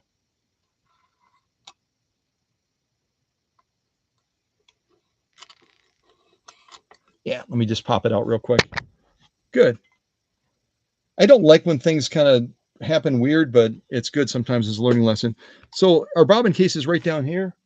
If you have that happen where you're dealing with a specialty thread and kind of gets caught a little bit, just kind of draw it back out like this. And then that extra little piece of thread that got caught there, just wiggle the balance wheel and it comes out straight away. Yeah. And that happens occasionally, especially when you're dealing with a specialty thread. So this again is the bobbin case. I'm going to go ahead and put that back in. Gosh, you know what I'm going to do too, and periodically I do this, is you want to make sure that you're dealing with cotton threads, especially that are a little bit more absorbent. Cotton tends to be absorbing, which means it dries out your raceway a little bit quicker. You can notice when I rock this, see where the hook is rocking right there. Between the hook and the center piece, just drop a little bit of oil in there periodically when you're sewing, especially with cotton threads. And that also will keep it from getting sticky too.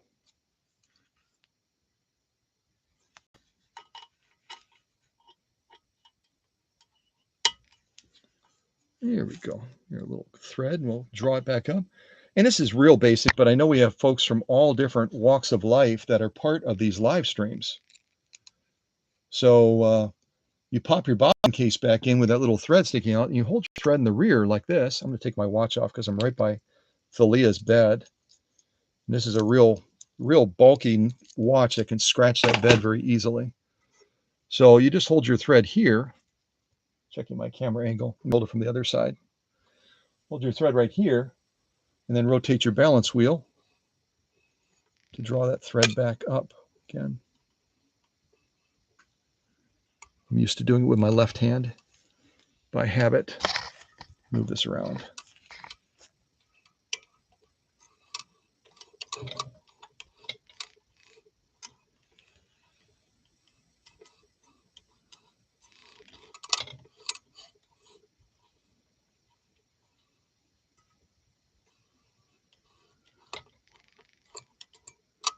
There, we got her. Thread back. And draw that back to the rear again.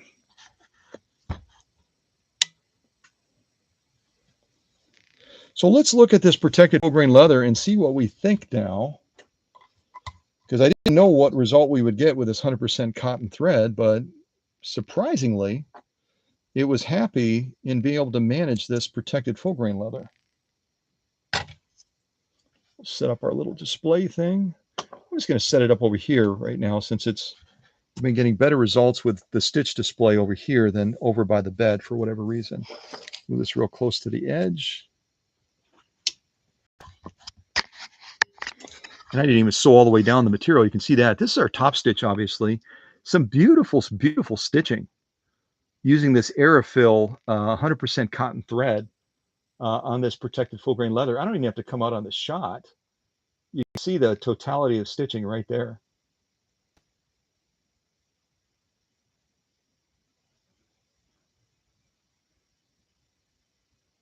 Beautiful stitching. How does our lock stitch look on this protected full grain leather using this Aerofill? Kind of hard to see. We got to get pretty close to it, but also beautiful stitching on the lock stitch as well. I'll try to get really, really close.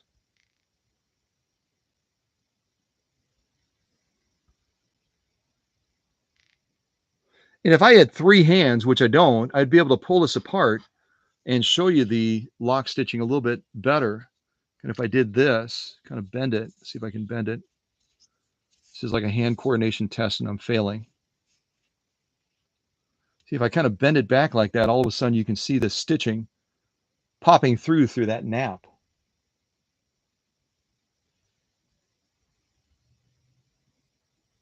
Very, very nicely. So yeah, the Aerofill thread, while it's a little bit on the fragile side for sewing leather for sure and other diverse materials, it's managed the saddle grade leather. It managed this protected full grain leather very nicely, to my surprise, a little bit, and gave us some beautiful, beautiful stitching.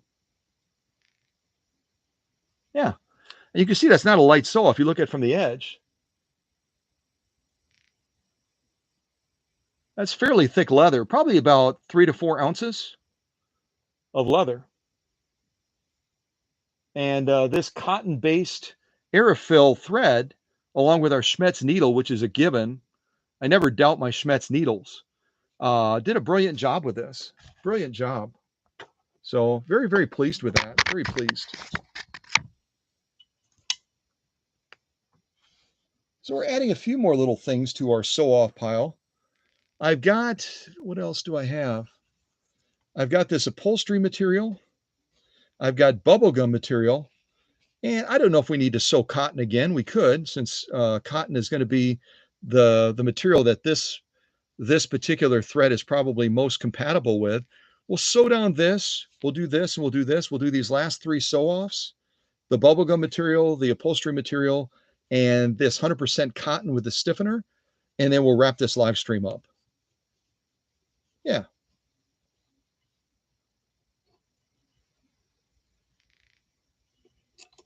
All right, let me get this closer so we can see what's happening. I'll shut the light off as well because it seems to be a little bit easier to see that way.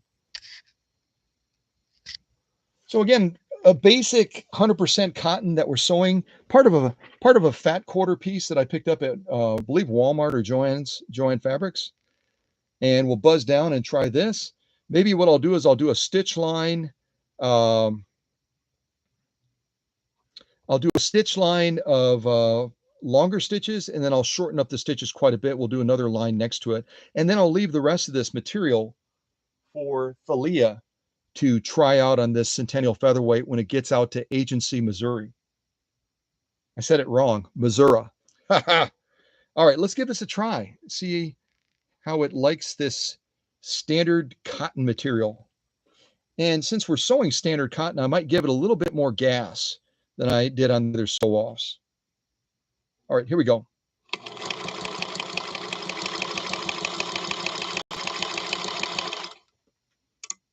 Yeah. Oh, wow. That's beautiful stitching. It's kind of interesting, the tan with this orange background. I picked it out specifically thinking of fall and thinking of pumpkins and that sort of thing. And it did a lovely job with that, didn't it? Yeah.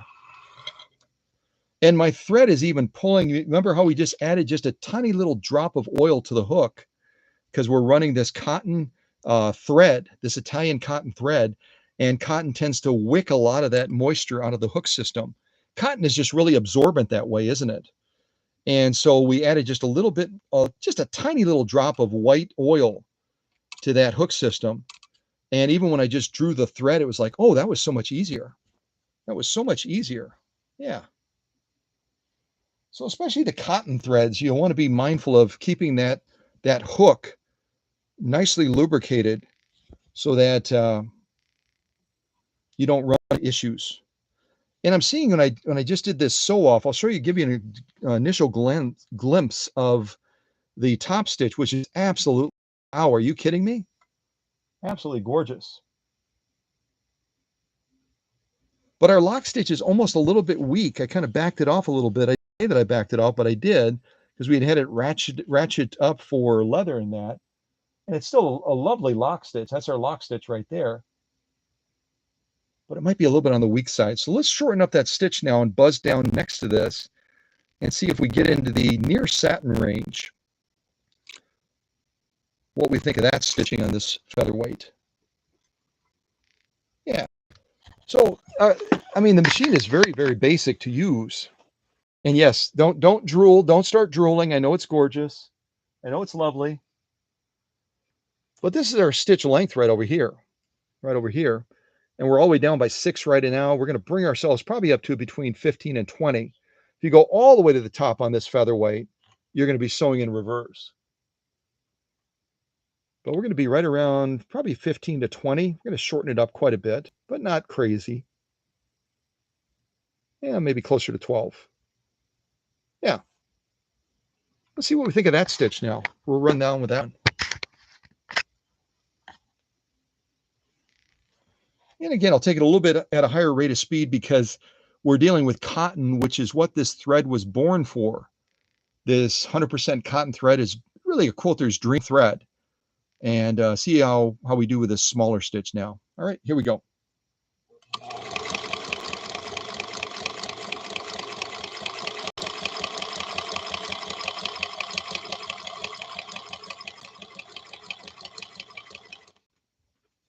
Yeah. Oh yeah, that's fun. What a neat contrast. Let's get out the sew-off holder and take a closer look at this now. You hear that cone kind of bumbling around up there? As I'm pulling the thread, it's causing that cone that I have basically held up here by a screwdriver. There's a screwdriver on the inside of there, believe it or not. See that? And then I got it running through here. So yeah, it's not the ideal feed system. Let's just say that. It's not the ideal feed system, but we're making it through somehow. Oh yeah, aren't those spectacular? Oh my gosh. See that when you use the thread for what it was intended to be used on, and that is sewing cotton-based type things, potentially, or denim, all of a sudden it's a happy camper. Yeah, it is.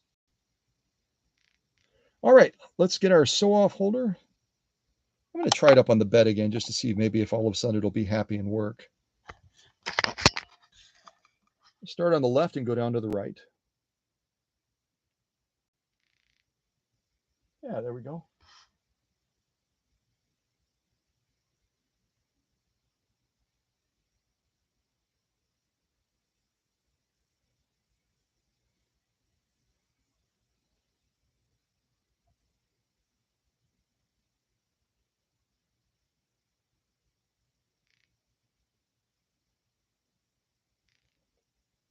Absolutely gorgeous stitching.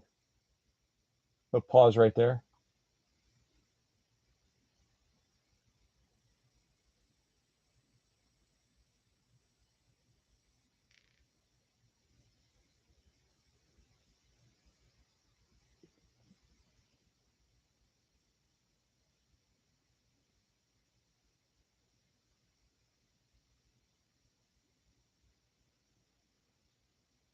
Folks, those are a page 34 plus stitch without a doubt. I think I am getting better results when I go over here. So I'm just going to move it over here.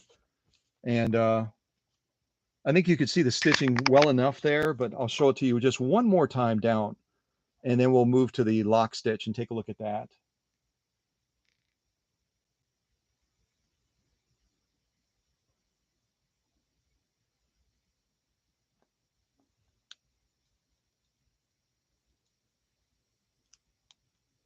Yeah, that's wow. Wow. That's just drop dead gorgeous stitching is what that is. So let's turn it over and look at the lock stitch now, see how we did. Because really the thing that I want to do when this machine is packed very carefully in the workshop and shipped to Thalia in Agency, Missouri, is I want to make sure that while I have fun and I do a wide variety of sew offs like over here you can see behind the machine. We've done leather, we've done denim, we've done vinyl paper, we've done saddle grade leather, we've done all that, we've done naugahyde. Ultimately, all of my fun has to stop, and I have to say, do I have it set up best for the customer? Because she's going to be doing a lot of cotton-based sewing. So this is really the true, this is the benchmark test right here. And I'm seeing gorgeous, gorgeous lock stitching. Let me kind of go across and show you.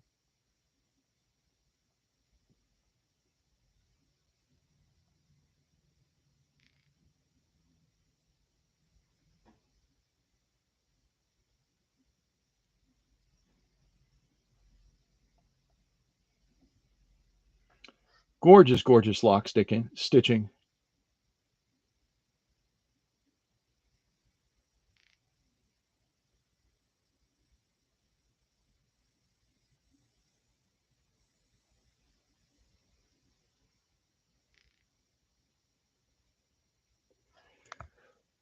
Well, all I can say is I think we've got a really good balance. And part of the reason I use this stiffener, normally I would only use a stiffener type material if I'm doing decorative ornamental stitching. But the stiffener really does serve as a surrogate for quilt batting and some extra layers. And so when I use this as a surrogate for quilt batting and extra layers, and we get stitch quality like that, it gives me the confidence that with this specialty thread that Thalia, sent to the workshop, because she really, really wants to use this thread, that we're in a position right now where we can say, you know what, we've done it, we nailed it, we nailed it, and this machine is ready to go to work for my dear friend Thalia out in Agency, Missouri. Yeah, I can't tell if it's focused right now. You already saw these. I'm just showing them to you again. Yeah. This camera has a mind of its own. Ugh. So I think we'll try buzzing down some commercial upholstery material. We'll do bubblegum material, and then we're going to call it a quit. We're going to call it the end. But I love seeing this cotton the way that it's presenting with this Italian thread, don't you? Yeah, there it is. Beautiful, beautiful. All right, enough blah, blah, blah. Let me throw this to the back by our other sew-offs. I'm going to put that underneath. So this is our sew-off sandwich that we've done on this live stream, which I think is pretty good. especially considering the thread setup that we're working with. And we've gotten through a variety of different materials successfully. The only thing that thread from Italy couldn't handle is that elk hide. It's the only thing it didn't like. Yeah. Okay, so let's do the upholstery material, and then we will move into the bubblegum material and wrap this up.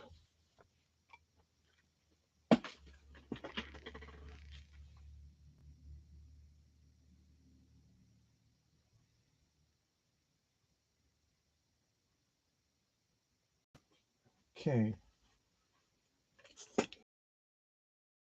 Try first of all, because again, it's an unknown. I'm dealing with this upholstery material, which is, it's almost like a Kevlar material. It's very, very tightly woven. So I'm going to try going through this, just 2 layers. I think that that's enough of a test. As a matter of fact, I'll cut this down and have a strip that we can sew.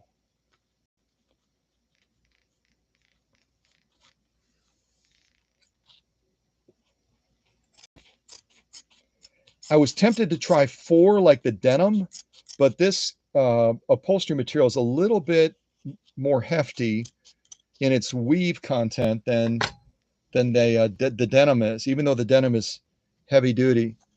And then I'm looking at the color of the thread. The color of the thread is quite light. Deciding which side I want to face out. I'll probably face this side out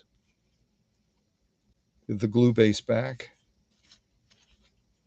And it's not a super light sew off. If you look at that from the side, these 2 layers of commercial upholstery material, they've got a little thickness to them. So let's give this a go. Again, I did not try this off camera, so it may be like elk hide. It may just say, no, not going to do it. We'll give it a try, see what we think. Take up arm at the highest position. And again, what we're sewing is commercial upholstery material, 2 layers of it, with this specialty Italian thread by Aerofil, and it's rated at 50 weight. Again, the 50 is deceptive as far as the strength of the thread. All right, let's give it a try, see what we think. Here we go. Oh, light back on. No, leave the light off. It's easier. All right, here we go.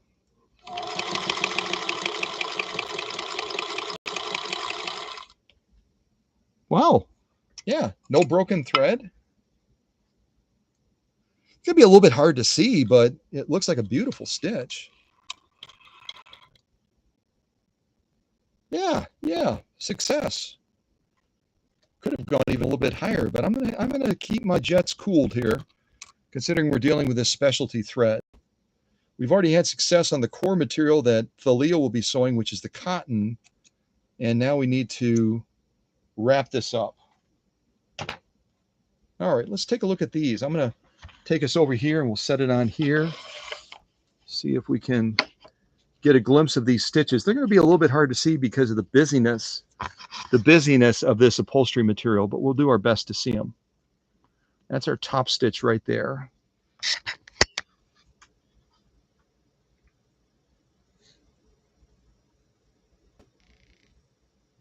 Yeah, there we go.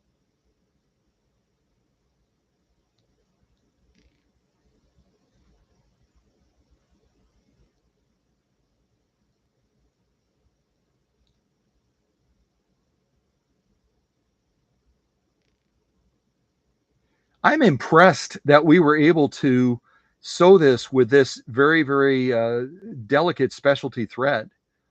Again, this stuff is like Kevlar, this commercial upholstery material. I didn't know if we would have success, but we certainly appear to have had success.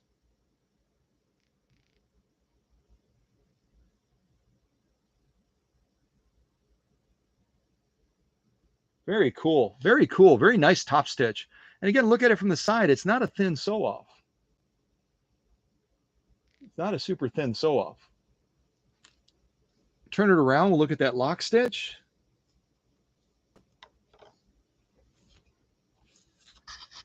See if we can get fairly close to it and take a look at this one as well.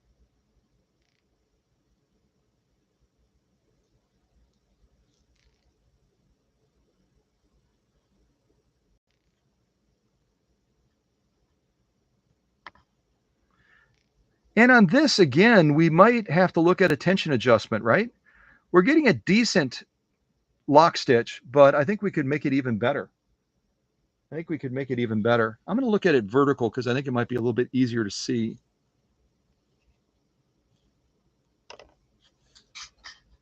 Maybe not. Yeah, that is easier to see.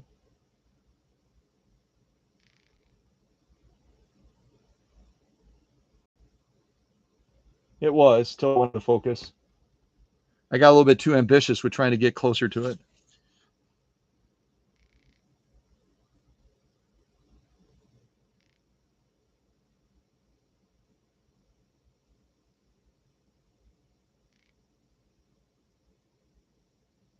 Yeah, so all in all, I'm pleased, very, very pleased with being able to lay down stitching of this caliber through these 2 layers of upholstery material. I think we could have even gone to 3.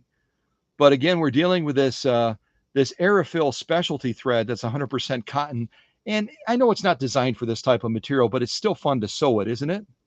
And all we have left now is the bubblegum material, really. So I think we'll go ahead and do that next, and we'll wrap up this live stream.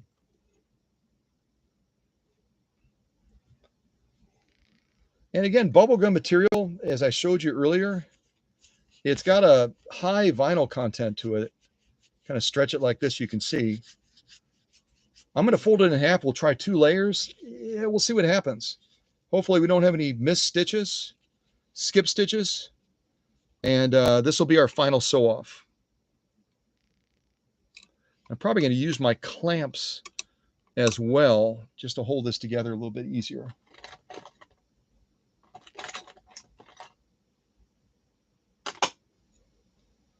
Whenever you have a vinyl-based material, clamping is not a bad idea so that it stays a little bit more stable and even when you're trying to feed it. There we go. All right, let's give this a try. This will be our final sew-off for this live stream. We've done a huge array of different sew-offs. We'll look at that as a wrap-up at the end and see how it handles this bubblegum material. All right, there we go. Now I got my foot on the foot controller. All right, here we go.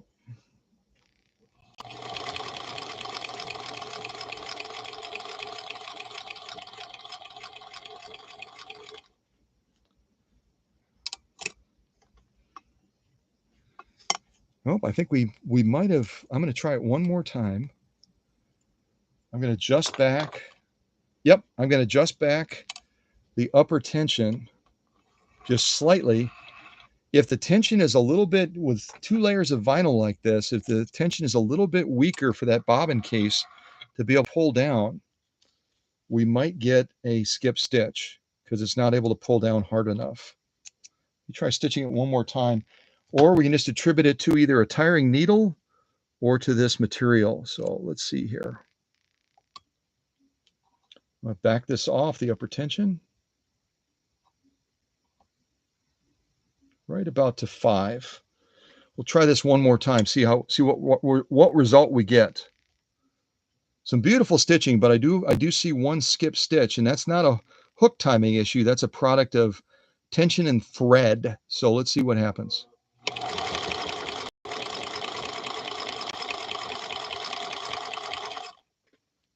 Yeah, that's what we needed. That's exactly what we needed. So this is another, I don't love it when things don't turn out exactly right and perfect the first time, but it becomes a great learning lesson. So as we're looking at this stitching right now that we just finished, the first stitch row we did right over here is a beautiful stitch row, this one right here. But right there in the middle, we had one skip stitch. And it's not a hook timing issue. It's a product of tension and thread. The thread will respond differently as it's passing through the bobbin case and through the tension discs, depending on the pressure balance between the two. We had a little bit more pressure on the bottom than we should have, so I turned back our upper tension, gave back a little bit more pull to our bobbin case to define this top stitch, and all of a sudden on the second stitch row, we have a perfect row with no skip stitching. The hook timing hasn't been adjusted. It hasn't changed. We're using the same thread. What we did change is we gave a little bit more muscle to that bobbin case to pull down and define that stitch, and also a little bit more pressure balance between the two. So sometimes skip stitching is a bad needle. Sometimes it's thread compatibility to the needle. Sometimes it's a tension issue. So hopefully that's helpful to you. Yeah, we'll look at that a little bit closer and we're done.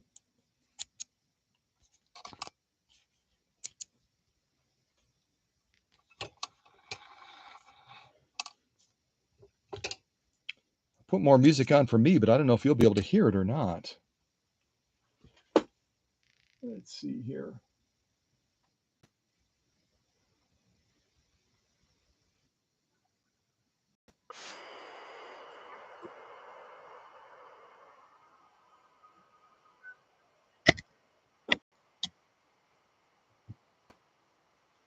All right, let's take a look at this, and then we'll wrap this up.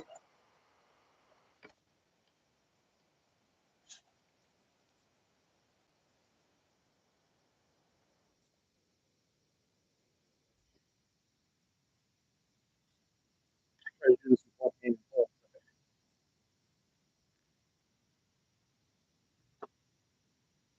There we go. So the first row, again, is the first row that we did on these 2 layers of bubblegum material, which is a real high vinyl-based type man-made material. We had beautiful stitching, but if we get to the middle, you'll see that miss stitch. And we adjusted the tension just slightly.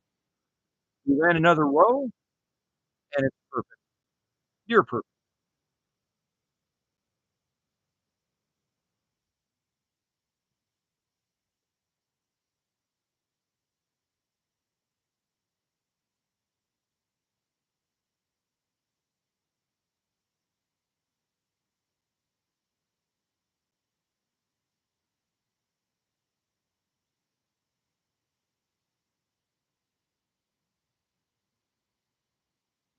Lovely, lovely stitching. Let's turn it over and see how that lock stitch looks. Turn that over.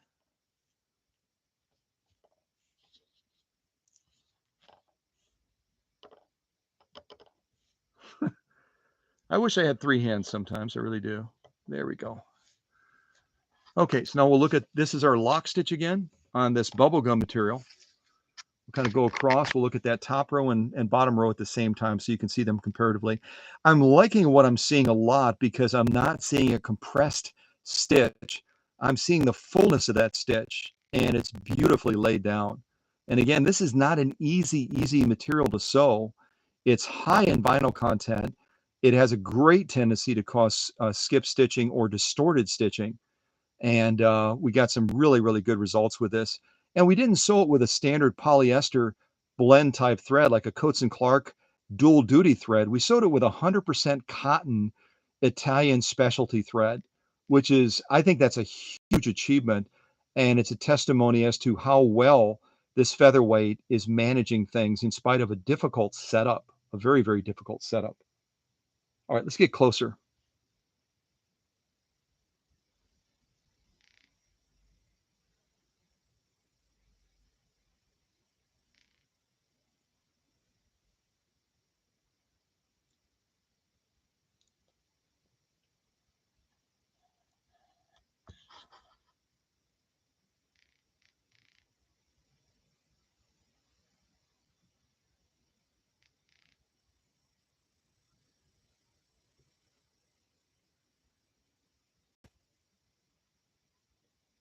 Well, I am very pleased, very pleased with how Thalia's machine, her heirloom piece, has handled these sew-offs with, again, if you think sewing with specialty threads is easy, I would encourage you to give it a go.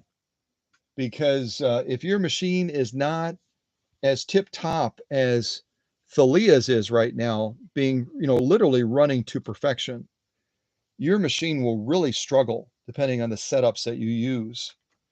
And whether it's this bubblegum material that we just sewed, this commercial upholstery material, this protected full grain leather, which still blows my mind. We were able to lay down page 34 stitching with a leather grade like this using that specialty thread. Then we also sewed the saddle grade leather as well, laid down some gorgeous, gorgeous stitching. Probably see it like that more easily. Beautiful stitching. We also did this vinyl paper, which is kind of a hoot to try if you've never tried it before. Compressed felt, beautiful stitching on that as well, using the specialty Italian thread, 100% cotton thread.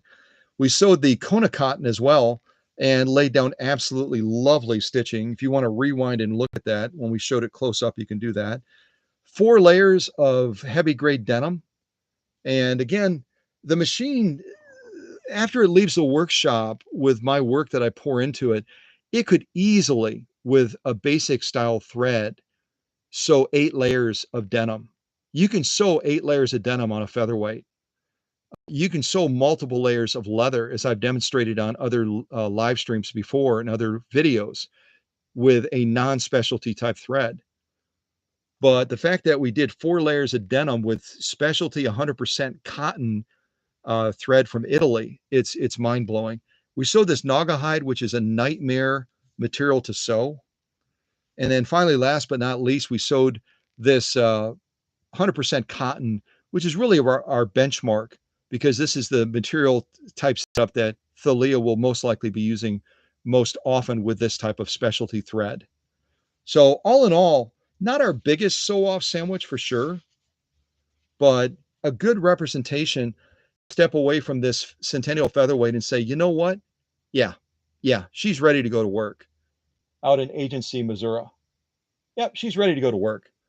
So y'all take care. Have a great rest of your weekend. Thank you so much for being a part of this special live stream to celebrate the graduation of this Centennial Featherweight from the workshop so that she can head out to meet her owner in Agency, Missouri. Yeah. I'll shut off my light. You can see her a little bit easier that way. Those LED lights are so great, but they can also cause problems too, can't they? When you're trying to film them. So, all right. God bless everybody. I'll put on some music, although I don't know if you're going to be able to hear it with our audio doing weird stuff. So we'll see.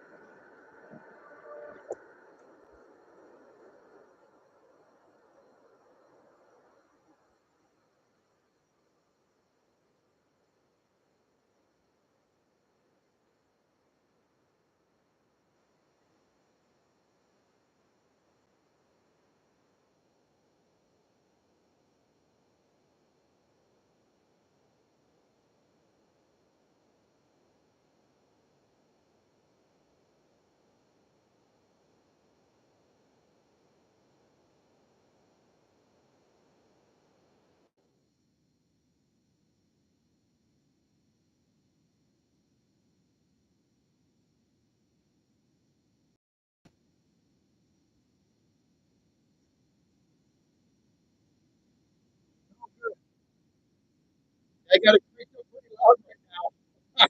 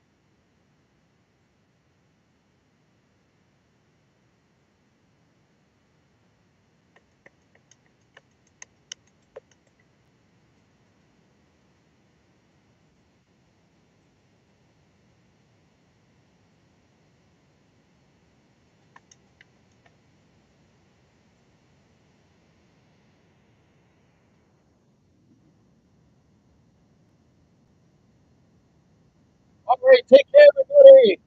Have a great weekend.